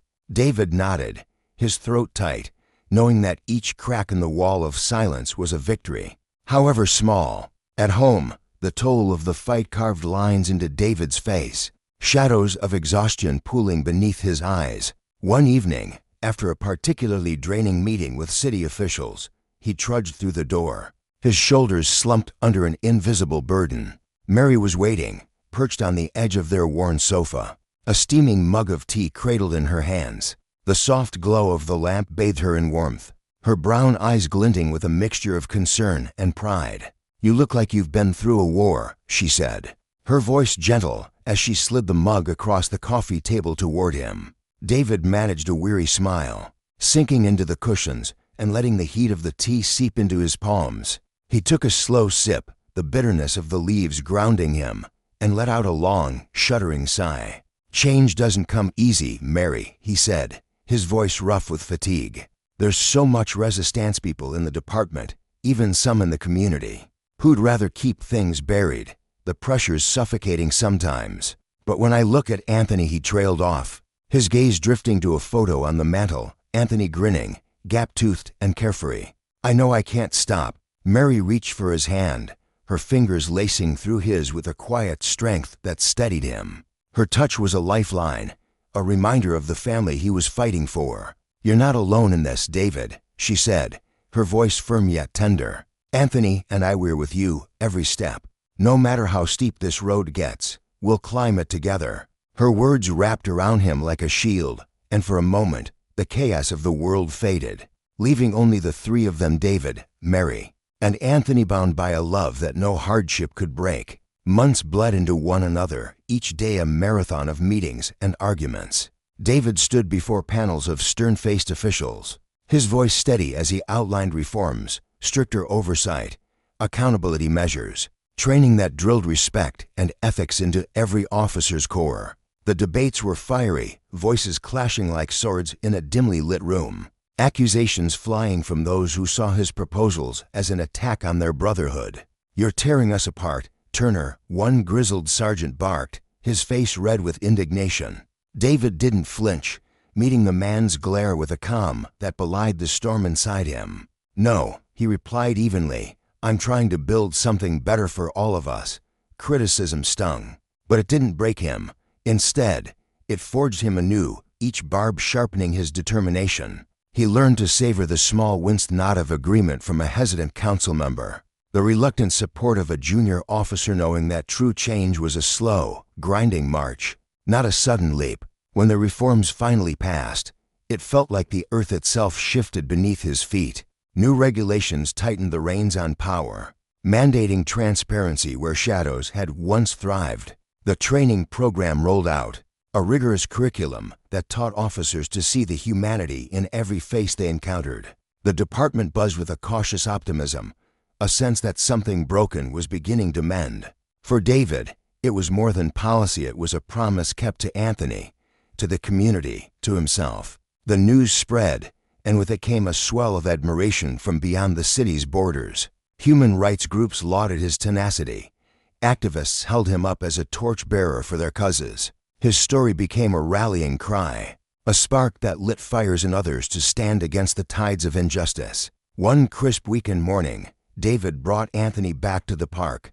The sky stretched wide and blue above them, a canvas of hope unbroken by clouds. He settled onto the same bench where he now sat with Mary, watching as Anthony raced across the grass, his arms outstretched like wings. The boy's joy was a living thing, wild and uncontained, his shouts of "Look, Dad, I'm fast," echoing through the trees. David's heart swelled, a warmth spreading through him that chased away the chill of memory. He pulled Anthony into a fierce hug when the boy barreled back to him, feeling the steady thump of his son's heart against his own. "I'm so proud of you," David whispered, his voice thick. "You're why I fought, and I'll keep fighting for you, for everyone." Anthony beamed up at him, oblivious to the weight of those words, and scampered off again, leaving David with a peace that settled deep into his bones. That evening, as the family gathered around their scratched oak table, the clatter of plates and soft laughter filling the air, David felt a quiet gratitude for every trial that had shaped him. The struggle had taught him that justice wasn't a gift bestowed from above, it was a garden cultivated through sweat and sacrifice. Its fruits a legacy for Anthony and the generations to come. He knew the road ahead stretched long and uncertain, but fear no longer gripped him.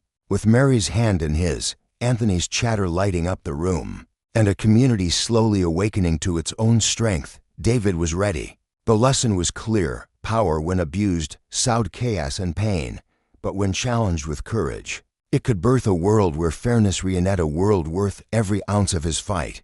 Now, as he sat with Mary under that boundless sky, the park alive with the hum of life, David felt the echoes of his journey settle into something solid. Mary leaned against him, her breath soft against his shoulder as they watched Anthony weave through a cluster of giggling. "Children, we've come through it all," she murmured, her voice a melody of relief and triumph. "You didn't just save him, David. You gave hope to so many." He turned to her, seeing the resilience that had carried them both, and smiled. "It's not over," he said, his tone steady with purpose. "There's more to do, but for now this is enough." And as Anthony's laughter danced on the wind, David knew that every step, every scar, had been worth it, for justice, for his son, for the quiet beauty of this moment. The sun hung high in the sky, casting a golden glow over the sprawling park where the gentle rustling of leaves mingled with the distant laughter of children.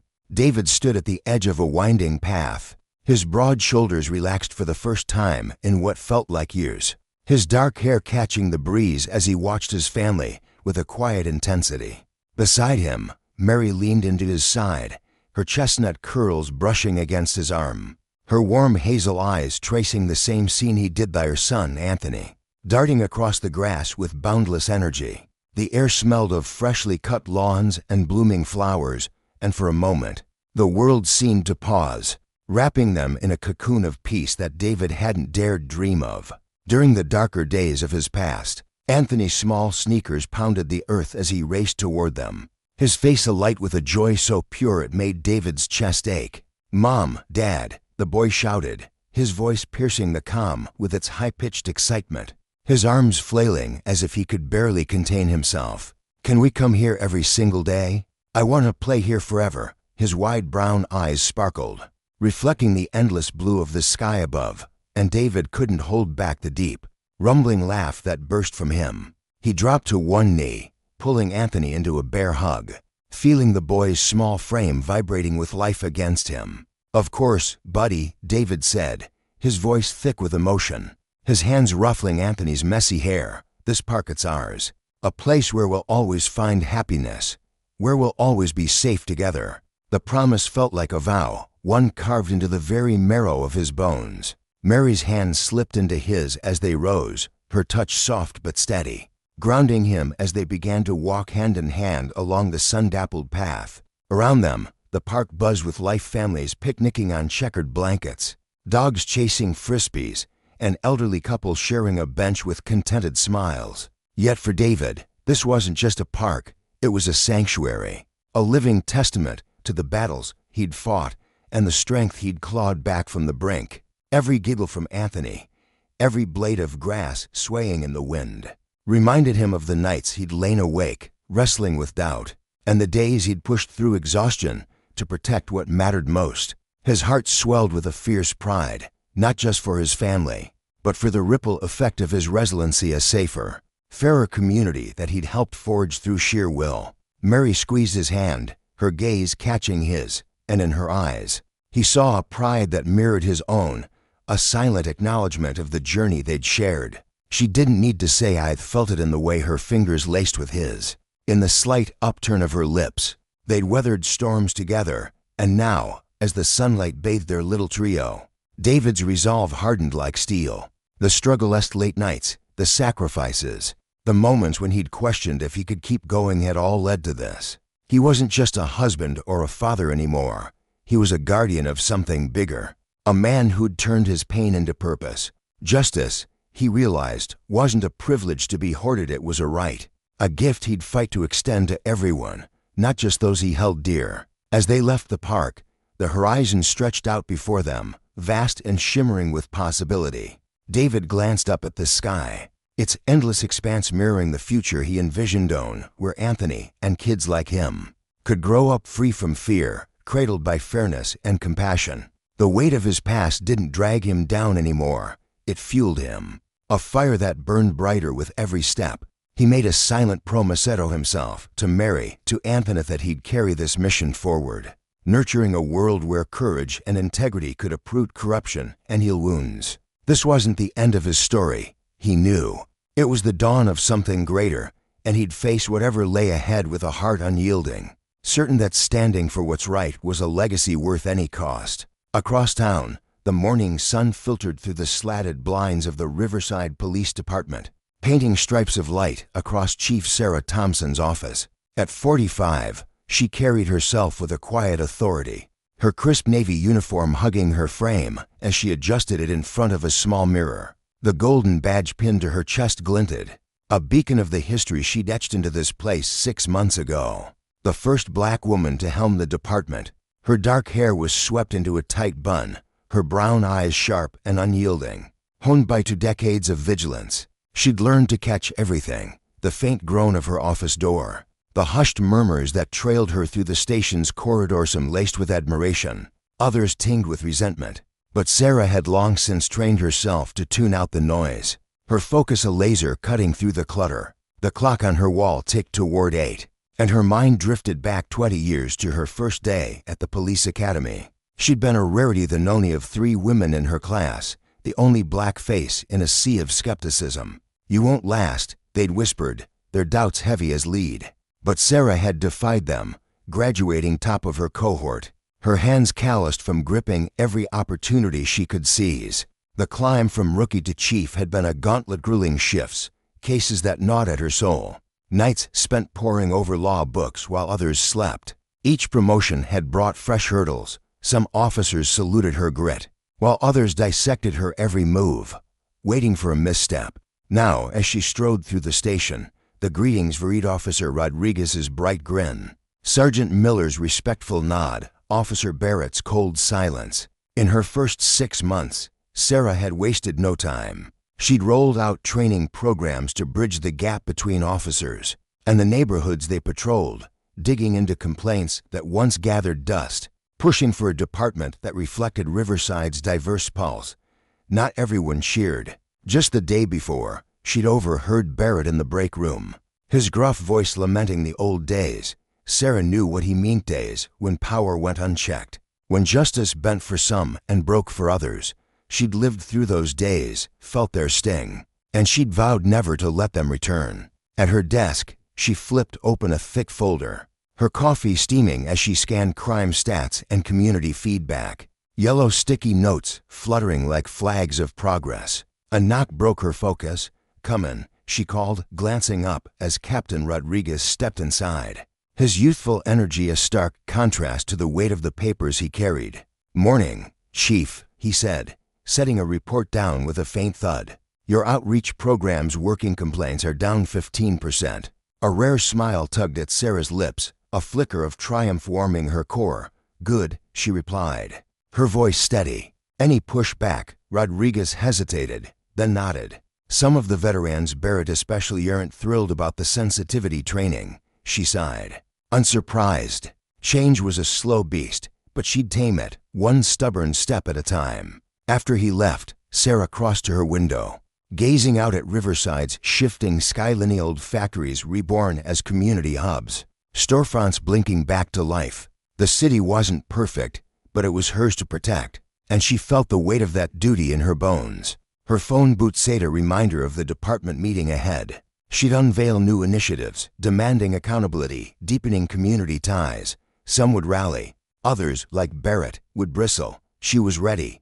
Gathering her notes, she caught her reflection in the glass, not just her own face, but the echoes of her parents' strength, her mentor's wisdom, even the doubters who'd sharpened her edge. She straightened her badge and stepped out, resolve humming through her veins. The conference room buzzed as officers trickled in, coffee cups in hand, voices overlapping in a low hum.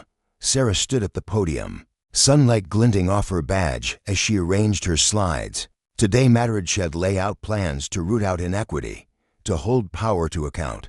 Officer Barrett sauntered in late, his graying hair stark against his pristine uniform, his chair scraping loudly as he settled in the back. His blue eyes met hers briefly, icy and defiant, and the room tensed. "Good morning, everyone," Sarah began, her voice cutting through the chatter like a blade. She wasn't just here to lead, she was here to reshape a system, to ensure justice wasn't a hollow word, but a living promise. For David, for Anthony, for Riverside, she'd fight on, because power unchecked was a thief, and she'd never let it steal again. The air in the conference room buzzed with anticipation as Chief Sarah Thompson stood at the front, her voice cutting through the hum like a steady stream of clarity. She was poised, professional, her uniform crisp and her tone unwavering as she addressed the gathered officers. "Today, we're diving into some fresh programs designed to strengthen how we connect with and serve our community," she announced, her fingers clicking the remote to reveal the first slide. The screen lit up with stark number statistics laying bare the uneven encounters between police and the diverse racial groups they swore to protect. The data was cold, unyielding, a mirror held up to the department's reality. From the back of the room, a sharp, mocking scoff shattered the calm. "Officer James Barrett," A man whose broad shoulders and weathered face carried the weight of 15 years on the force made no effort to hide his disdain. The sound ricocheted off the walls, drawing every eye toward him. Sarah pressed on, undeterred, her words flowing smoothly as she outlined the need for change. But she couldn't ignore the ripple of unease Barrett stirred. He leaned toward the officers flanking him, his whispers sharp and conspiratorial, his eyes darting between them and her. The men beside him shifted uncomfortably, their gazes flickering like candles caught in a draft turn between loyalty to their outspoken peer and the authority standing at the podium. Sarah had seen this before, too many times. Men like Barrett dotted her career like stubborn stance officers who bristled at progress, who couldn't stomach taking orders from someone who didn't fit their narrow mold of what a leader should be. As she transitioned to the new training requirements sessions on empathy, cultural awareness, and de-escalation, Barrett's chair screeched against the tiled floor. A grating protest that matched the storm brewing in his chest. He shot to his feet, his voice booming over hers, cutting her sentence in half. "This is ridiculous," he declared, his tone thick with defiance. "We don't need more of this touchy-feely nonsense. We need to focus on real police work, locking up criminals, keeping the streets safe, not sitting around talking about feelings." The room froze, a collective breath held tight. Every head swiveled, eyes darting between Barrett's towering figure and Chief Thompson, waiting for the fallout. The silence was heavy, suffocating, a prelude to something inevitable. Sarah's heart thudded, but her face remained a mask of calm. She danced this dance before confronted defiance, weathered prejudice, and emerged unbroken. Drawing a slow breath, she fixed her gaze on him. "Officer Barrett," she said, her voice steady as steel, "if you've got concerns, we can hash them out like professionals after the meeting. For now, please take your seat." Her words were an olive branch wrapped in authority. But Barrett wasn't reaching for peace. His face flushed a deep crimson, anger pulsing through the veins at his temples. "No, we're talking about this right now," he snapped, his fists tightening at his sides. "You've been here 6 months, and you're tearing apart everything that works. Just because you were." He stopped, the unspoken words hanging like a guillotine blade, sharp and damning. Everyone knew what he'd almost let slip, and the air grew thicker with the weight of it. Sarah's eyes locked onto his, unflinching. "Because I'm what, Officer Barrett?" she pressed, her voice still even, but laced with a quiet challenge that dared him to cross the line. "Go ahead. Finish your thought." The room bristled with tension, officers shifting in their seats, some staring at the floor, others watching with wide-eyed unease. Sergeant Miller, a grizzled veteran with salt and pepper hair and a voice roughened by years of command, couldn't stay silent any longer. "James, sit down," he growled, his tone carrying the weight of their shared history. "You're out of line." But Barrett barely registered the warning. "Because you're not qualified for this job." He spat, the words bursting out like venom. "Everyone knows you're only here because of what you are, not who you are." A gasp rippled through the room, soft but collective, a shared shock at the naked hostility now laid bare. Captain Rodriguez, a weary man with a sharp jaw and a reputation for fairness, half froze from his chair, his instinct screaming to intervene. But Chief Thompson raised a hand, a subtle gesture that held him in place. Her voice, when she spoke, carried the full force of her rank, resonating with a quiet power that filled the space. "Officer Barrett, this meeting is about improving how we protect and serve every single person in our community. If you can't contribute to that goal with professionalism, you're dismissed." Her words were a lifeline and a warning, but Barrett seized neither. "You can't dismiss me," he roared, his fists trembling as if itching to strike anything. "I've been here 15 years. I've earned my place." Sarah didn't flinch. "And I've been in law enforcement for 20, she countered, her tone as level as a horizon line. "I've earned mine too, every grueling step of the way. Now, for the last time, sit down or leave." The tension coiled tighter, a spring ready to snap. Several officers hovered near their phones, fingers twitching, poised to capture the moment if it spiraled further. Barrett stood there, chest heaving, his face a deepening shade of scarlet. For a heartbeat, it seemed he might relent, but then he spun on his heel, his chair clattering to the floor as he stormed toward the door. At the threshold, he whirled back, his voice a low, menacing snarl. "This isn't over."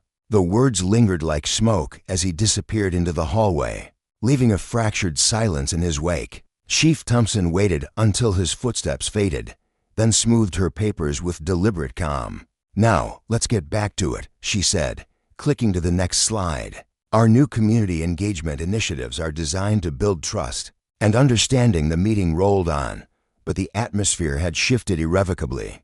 Whispers passed between officers like a restless Winsome nodded faintly, aligning with her vision, while others cast furtive glances toward the door, unease etched into their furrowed brows. A line had been drawn in the sand, and Barrett had planted himself firmly on the other side. What no one realized was that he hadn't gone far. Just beyond the conference room, he lingered in the hallway, his anger simmering, growing, a wildfire waiting for a spark. The clock struck 10:30 a.m., and the meeting dissolved into the shuffle of boots and the rustle of papers. As officers filtered out, Sarah stayed behind, gathering her notes and laptop with meticulous care, her movements slow and deliberate.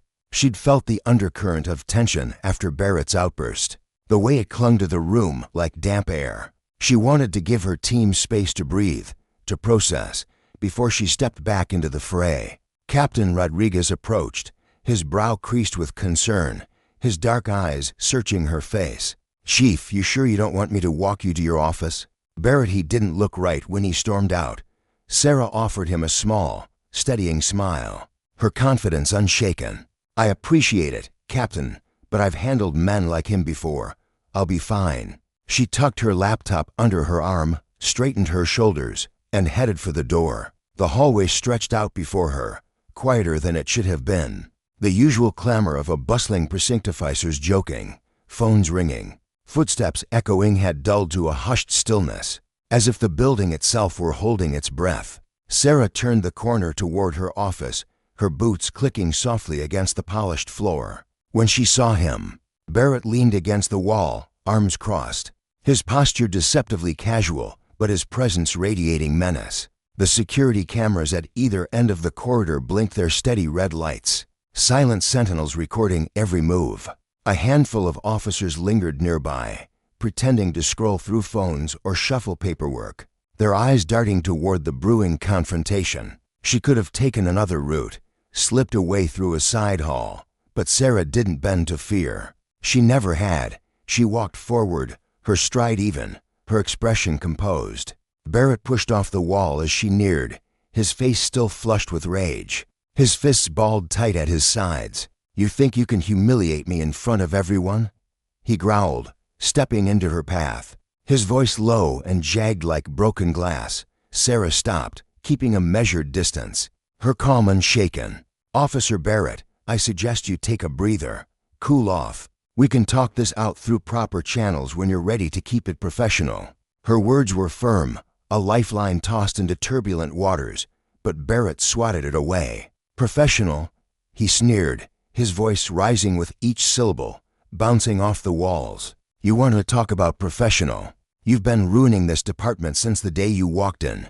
He took a step closer, his finger jabbing toward her face, trembling with fury. Two younger officers, Rookie Daniels with his nervous energy, and Officer Kim with her quiet resolve edged forward, hands hovering near their radios, ready to act. Sarah raised a hand, a subtle signal to hold back. She couldn't afford a misstep. This powder keg needed a steady hand, not a match. Barrett's tirade barreled on, his voice echoing down the corridor. "Every change you've made, it's all about race, diversity, feelings. What about real police work? What about the way things used to be?" Sarah met his blazing stare with a cool, unflinching gaze. "The way things used to be didn't work for everyone, Officer Barrett," she replied, her voice a quiet anchor in his storm. "Our job is to protect and serve the whole community, not just the pieces you're comfortable with." He recoiled as if she'd struck him, spitting the word community like it burned his tongue.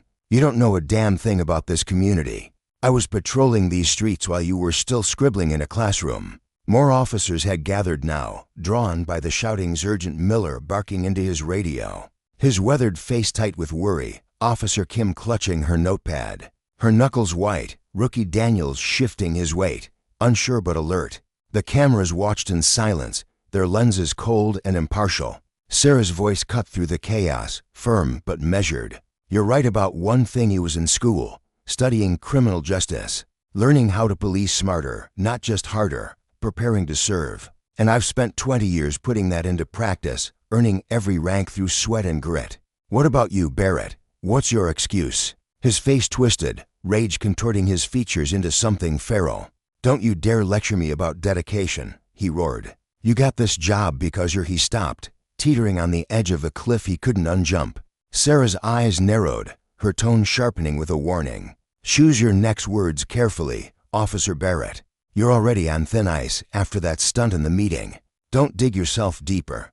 The hallway fell silent, a vacuum of sound. Every onlooker frozen as Barrett stepped closer, invading her space. His breath came in hot, angry huffs, sweat beading on his forehead. His eyes wild with something dark and unhinged. "You think you can threaten me?" he hissed, his voice dropping to a venomous whisper. "You think that shiny title makes you better than me? I've got friends, department friends, union friends. You can't touch me." Sarah stood her ground, her posture unyielding, her voice a blade of calm. "Step back, Officer Barrett. This is your final warning." But he didn't retreat. He leaned in, his next words dripping with hate, each one a dagger aimed at her core. "You don't belong here. You never will. And I'm going to make sure everyone knows it." Time slowed to a crawl in that crowded hallway of the Riverside Police Department.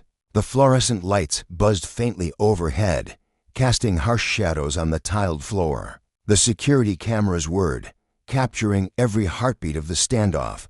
Barrett loomed over her, his face a mask of crimson fury, his body trembling with the force of his anger. Sarah could smell the stale coffee on his breath, feel the heat radiating from him as he towered closer. Her training kicked in, years of instinct honed by experience yielding her to the twitch in his right hand, the wild glint in his eyes. She stood ready, braced for anything, her mind racing, but her exterior a fortress of composure. Around them, the onlookers held their breath. Sergeant Miller, his radio crackling with static as backup drew near. Officer Kim, her jaw tight with resolve.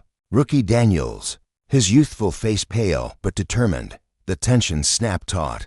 A wire stretched to its breaking point. Barrett had crossed a line, and the consequences loomed large, not just for him, but for the department, for the fragile trust they were trying to build with the world outside these walls.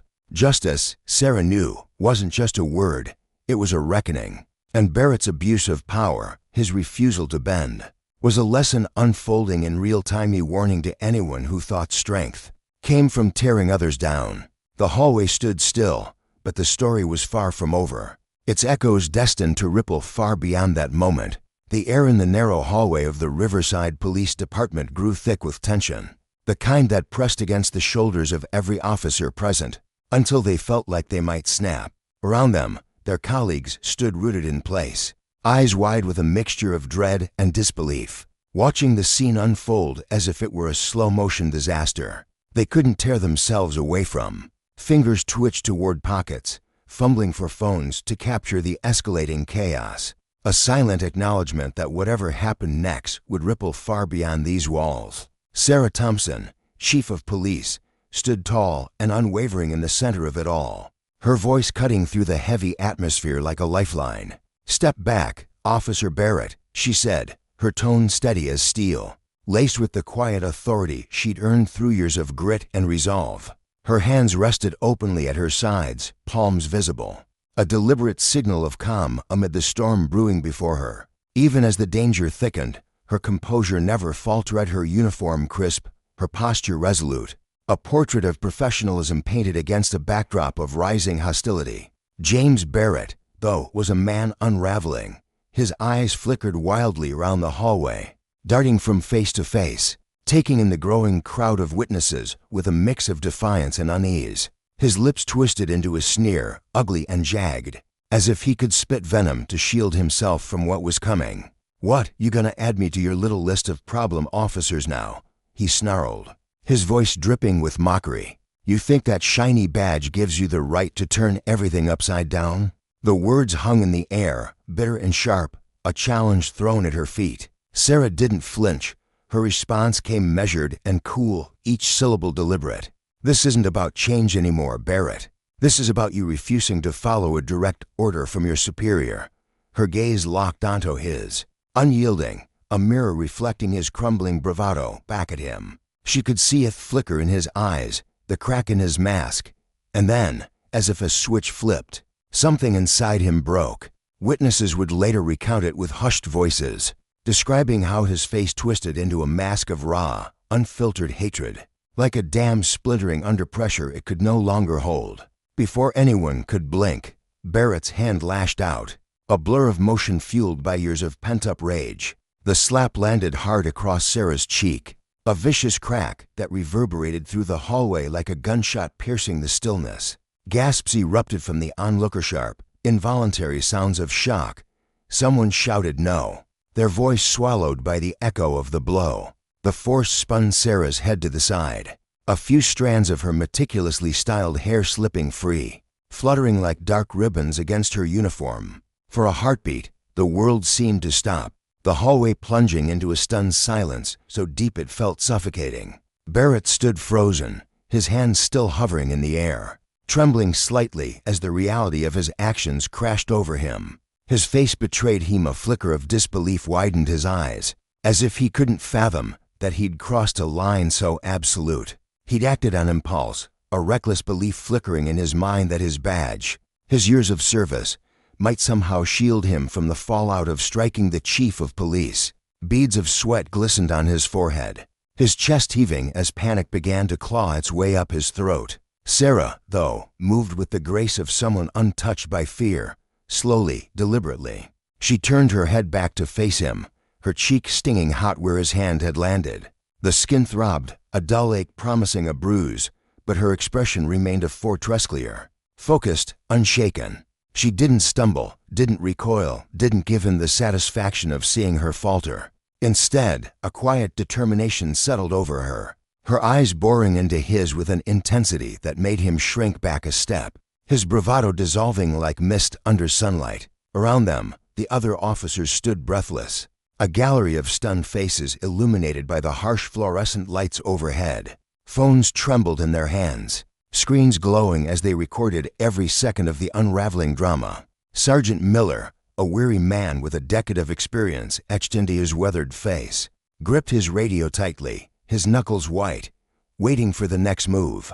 Captain Rodriguez, broad-shouldered and steady, edged closer, his dark eyes narrowing as he calculated whether to step in. The air buzzed with unspoken question. Show had it come to this?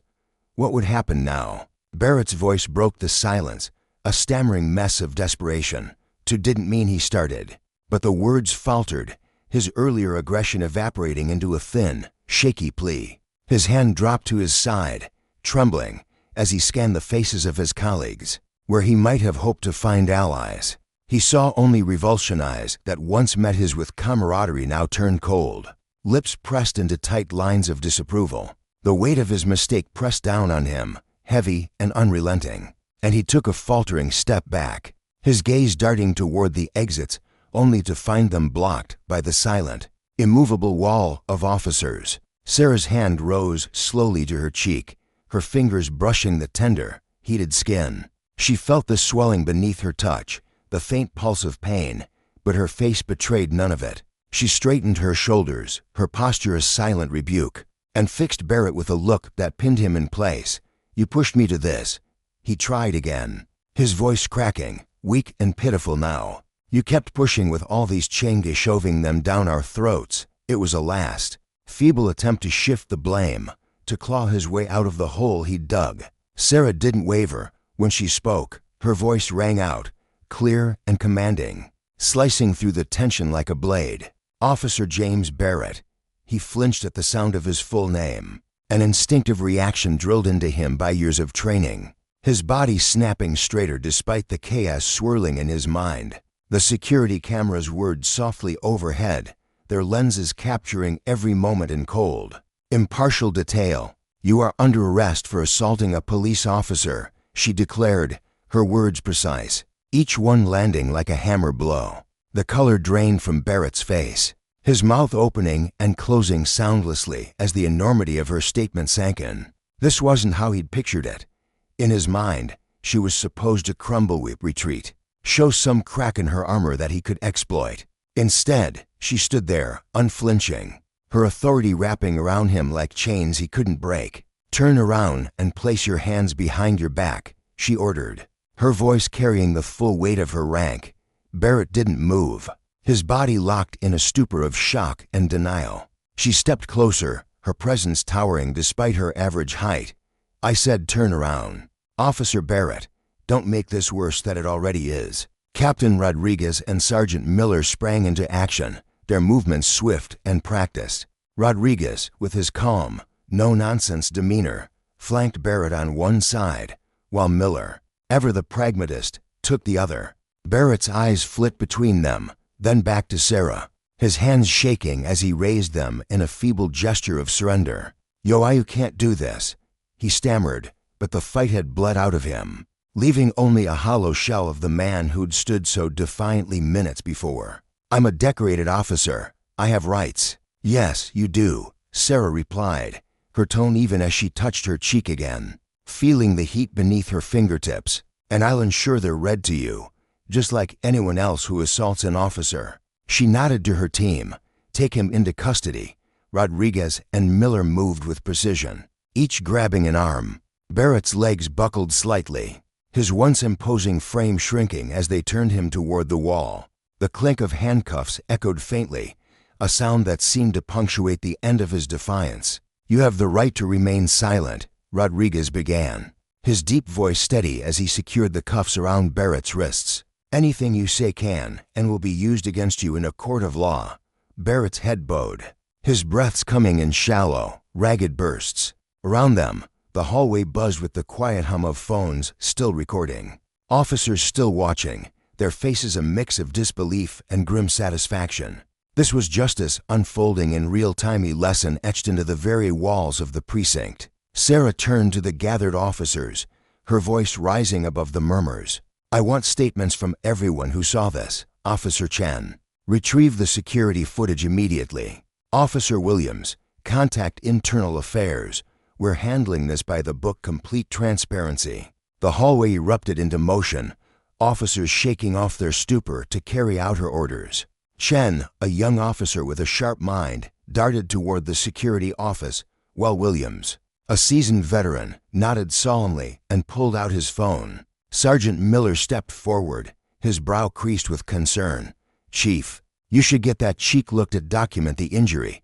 Sarah touched the spot again, noting the swelling, the faint throb. "Yes, we'll do that," she agreed. "But first, I need to ensure everything here is squared away." She turned to Barrett, who stood slumped against the wall, avoiding her gaze. "Officer Barrett, you'll be processed like any other suspect. Captain Rodriguez will take you to booking." As Rodriguez began leading him away, Barrett's voice broke through, shaky and desperate. "My union repi want my union representative." Sarah met his plea with calm assurance. "You'll have that chance. Every step of this will follow protocol. You'll get the same rights as anyone else, see no more, no less." His shoulders sagged further as he was guided down the hall, officers parting like a sea to let him pass, their heads shaking in quiet disbelief. In mere minutes, 15 years of service had crumbled to dust, all because he couldn't swallow his pride or accept her authority, a black woman standing firm where he'd expected weakness. Sarah watched them vanish around the corner, then faced the remaining officers, her voice steady despite the mark blooming on her cheek. "I know this shakes us all," she began, her words resonating with strength. "But this is why we need the changes we talked about today. What happened here isn't just one man losing his temper, it's a symptom of a culture that let him think he could strike me and walk away. Accountability starts now." The officers listened, rapt, some nodding as her words sank in.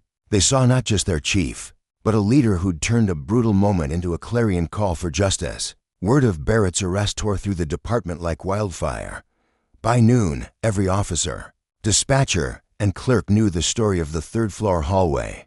The footage was secured, statements piled up, and Internal Affairs descended with their notepads and questions. In her office, Sarah sat with an ice pack pressed to her cheek, the bruise darkening as she recounted the morning to Lieutenant Garcia. Her phone buzzed incessantly. Chiefs from other cities, council members, reporters still clamoring for details.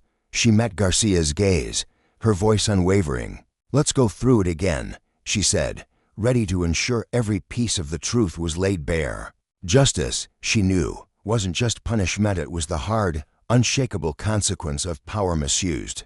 A lesson Barrett would carry to his grave.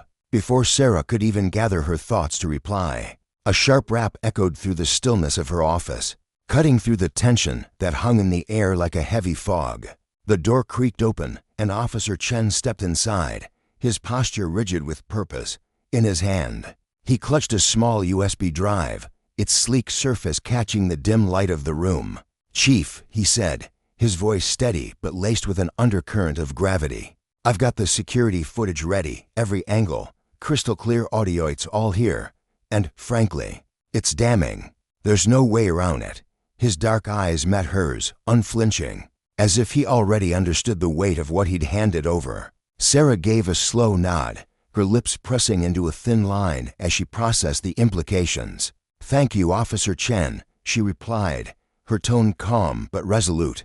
"Please make 3 copies own for internal affairs, 1 for the prosecutor's office, and 1 for our records. We can't afford to lose a single detail." Chen dipped his head in acknowledgement and turned to leave, his footsteps fading down the hall as Sarah swiveled back to face Lieutenant Garcia, her mind already racing. "Now, where were we?" she murmured, though the question felt more like a lifeline to steady herself. Meanwhile, a few floors below, the department's break room buzzed with a restless energy, a hive of whispered conversations and half-finished cups of coffee. A cluster of officers had gathered around Officer Rodriguez, who had just trudged in from processing Barrett's arrest. His uniform slightly rumpled from the long shift. He sank into a chair, cradling a chipped mug as steam curled upward, his shoulders slumping under the weight of the day.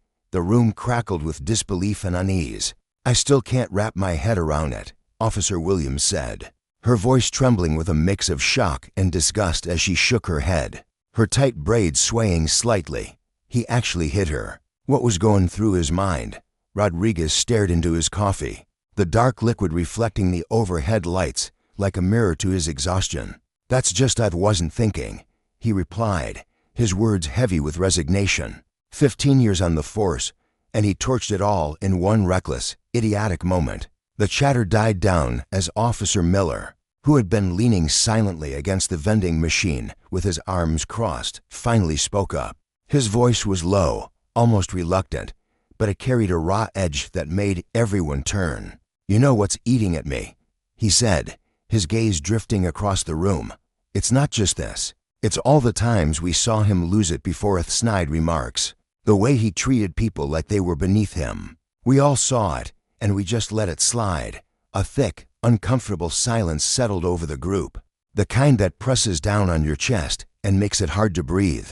Heads bowed, eyes darted to the floor, and a few officers shifted awkwardly in their seats, each wrestling with their own memories of Barrett's unchecked behaviorments they'd dismissed or ignored because calling it out felt too messy, too inconvenient. The guilt was palpable, a shared burden they could no longer pretend didn't exist. That stillness shattered when Officer Jones, a grizzled veteran with 20 years under his belt, slammed his fist lightly on the table, his weathered face set with determination. "Well, that ends today," he declared, his voice firm and unyielding, cutting through the haze of regret. "Chief Thompson's been hammering this into us for years. We've got to hold each other accountable. No more turning a blind eye. Not after this." His words hung in the air, a call to action that stirred something in the room, a flicker of resolve amid the shame. Upstairs, in the dimly lit detective division, Sarah Martinez hunched over a cluttered desk, her fingers flipping through the worn pages of Barrett's personnel file. Each document she uncovered tightened the knot in her stomach. Complaints of aggression, particularly toward minorities and women, scrawled in faded ink and buried beneath layers of bureaucratic excuses. Some had been dismissed outright, others quietly swept under the rug with vague notes about insufficient evidence. Her brow furrowed as she traced a pattern stretching back years. A trail of red flags that should have set off alarms long ago. With a shaky breath, she grabbed her phone and dialed Chief Thompson. "Chief," she said when Sarah's familiar voice crackled through, "you need to see this. Barrett's filight's a mess.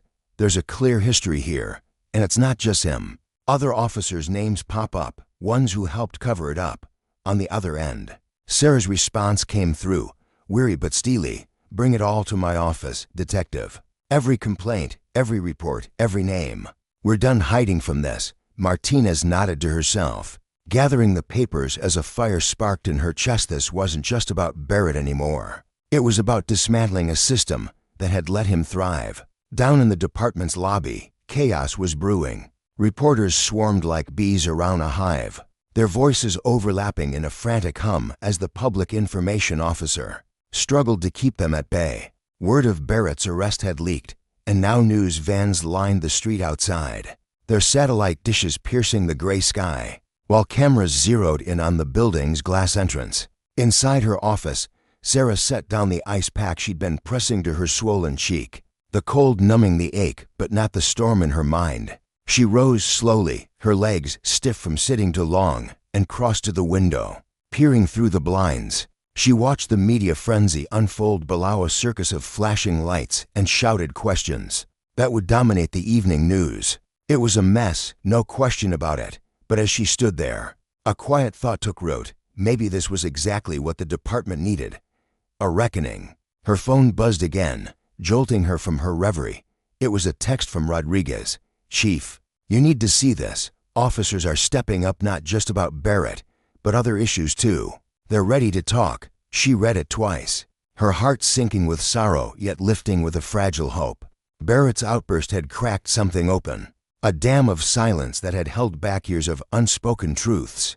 Officers who'd once cowered in fear were finding their courage, their voices rising like a tide. Staring at her reflection in the glass, she traced the darkening bruise on her face, but beyond it, she saw something else: a department teetering on the edge of transformation. Sometimes, she thought, it takes a wound to heal a deeper sickness. She typed a reply to Rodriguez. "Set up a meeting. Let's hear them out.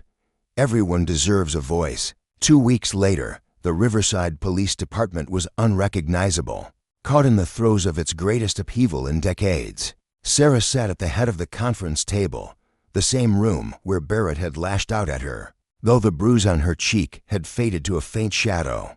The changes she'd ignited, however, burned brighter every day. "Let's go over the numbers," she said, her voice steady as she surveyed the officers around her. Not just any team, but the newly minted Internal Review Committee, a diverse crew handpicked by their peers to steer the department into uncharted waters. Sergeant Rodriguez, newly promoted, tapped the screen to pull up a presentation, his posture radiating a quiet pride. "In the last 2 weeks," he began, "we've had 47 reports from officers about past misconduct.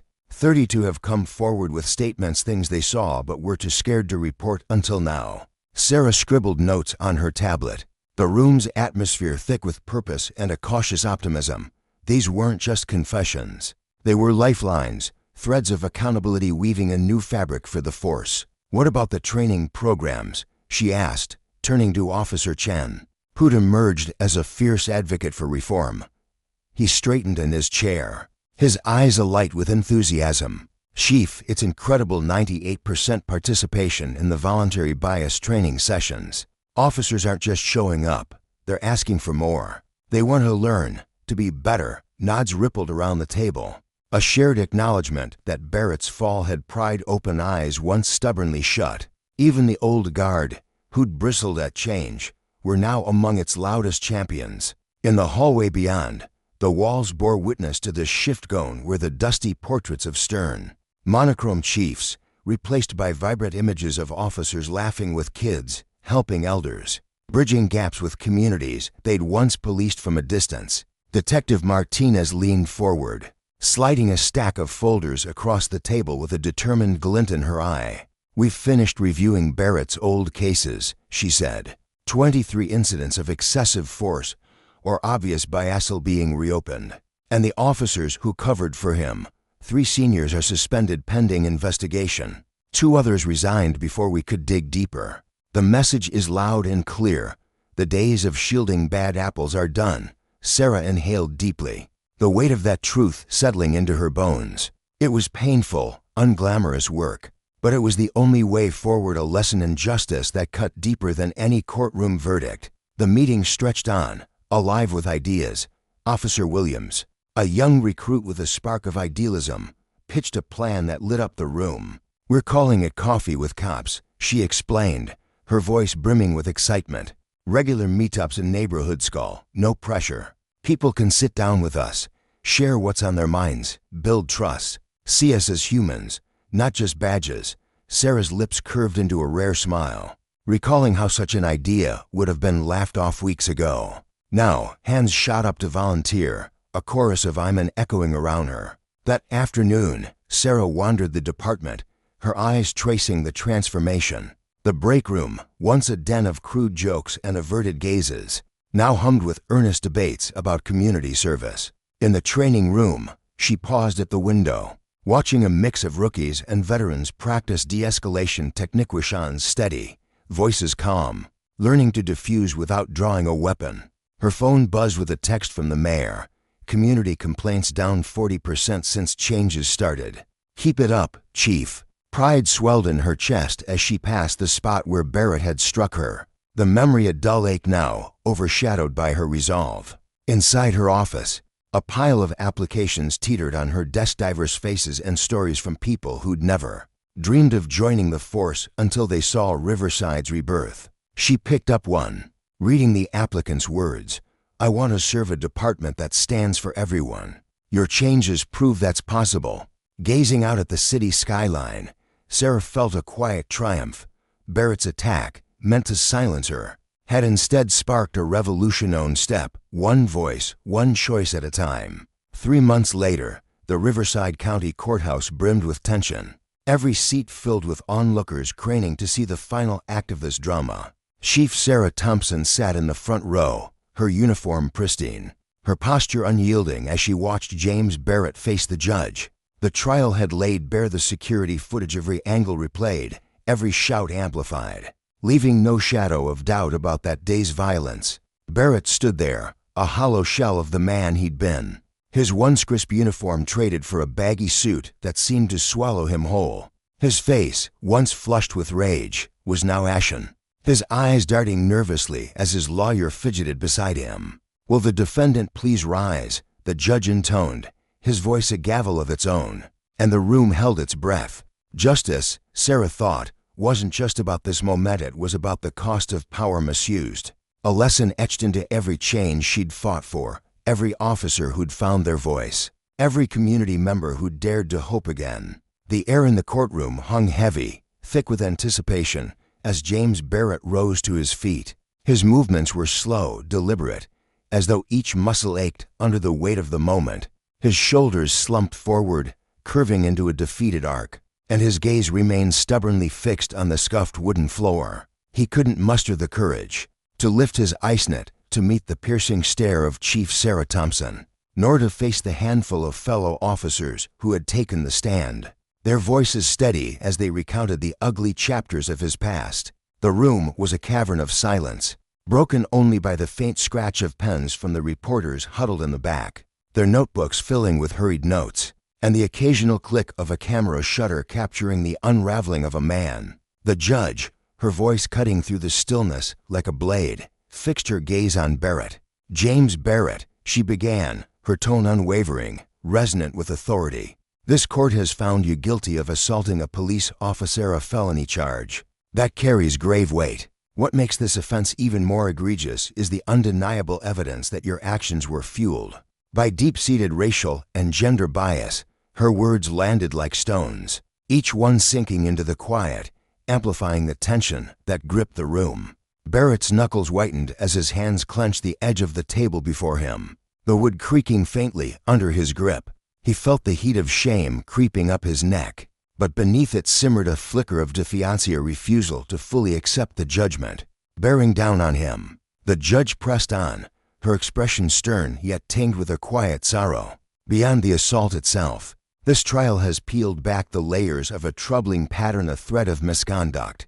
woven throughout your career. Your actions have not only inflicted harm on individuals, but have eroded the fragile trust that the public places in law enforcement. She paused, letting the weight of her statement settle over the room.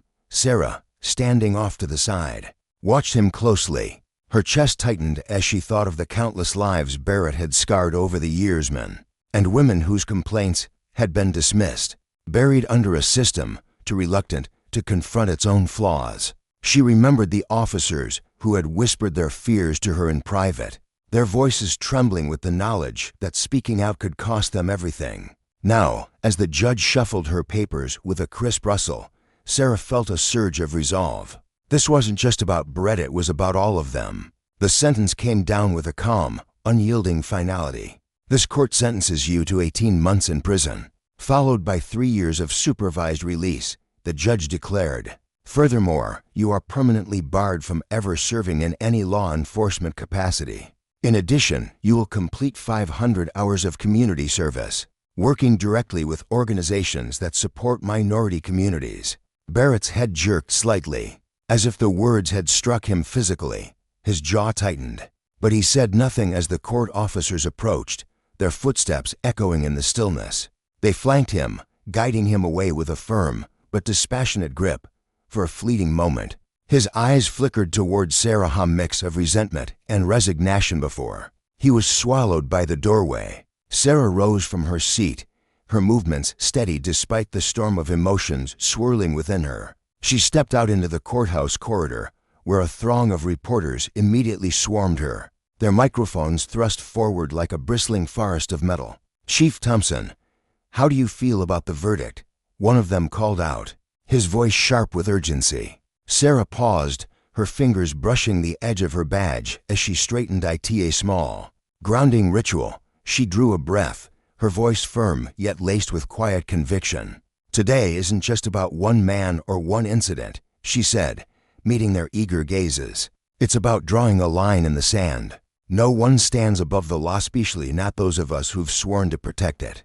Justice isn't a privilege, it's a promise, and when power is abused, the consequences must be clear." That afternoon, back at the police department, Sarah summoned every officer into the large conference room.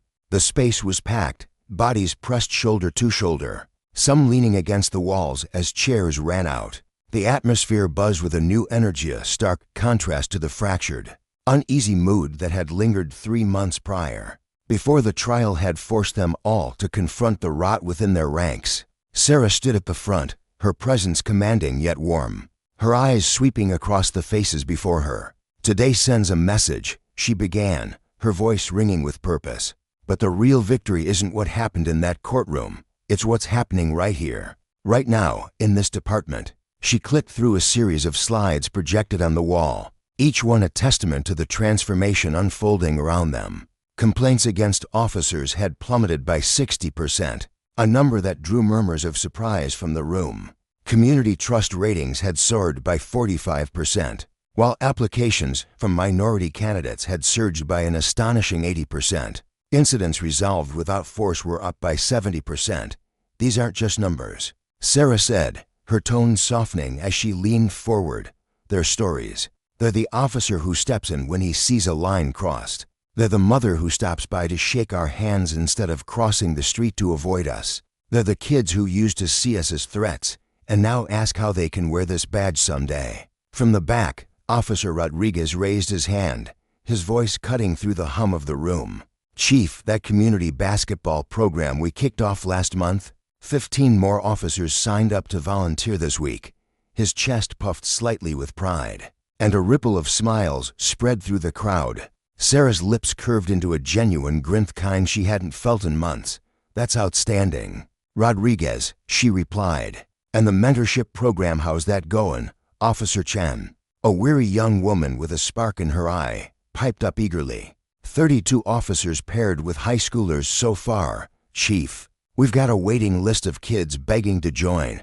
Her words carried a quiet triumph, and Sarah felt a swell of hope bloom in her chest.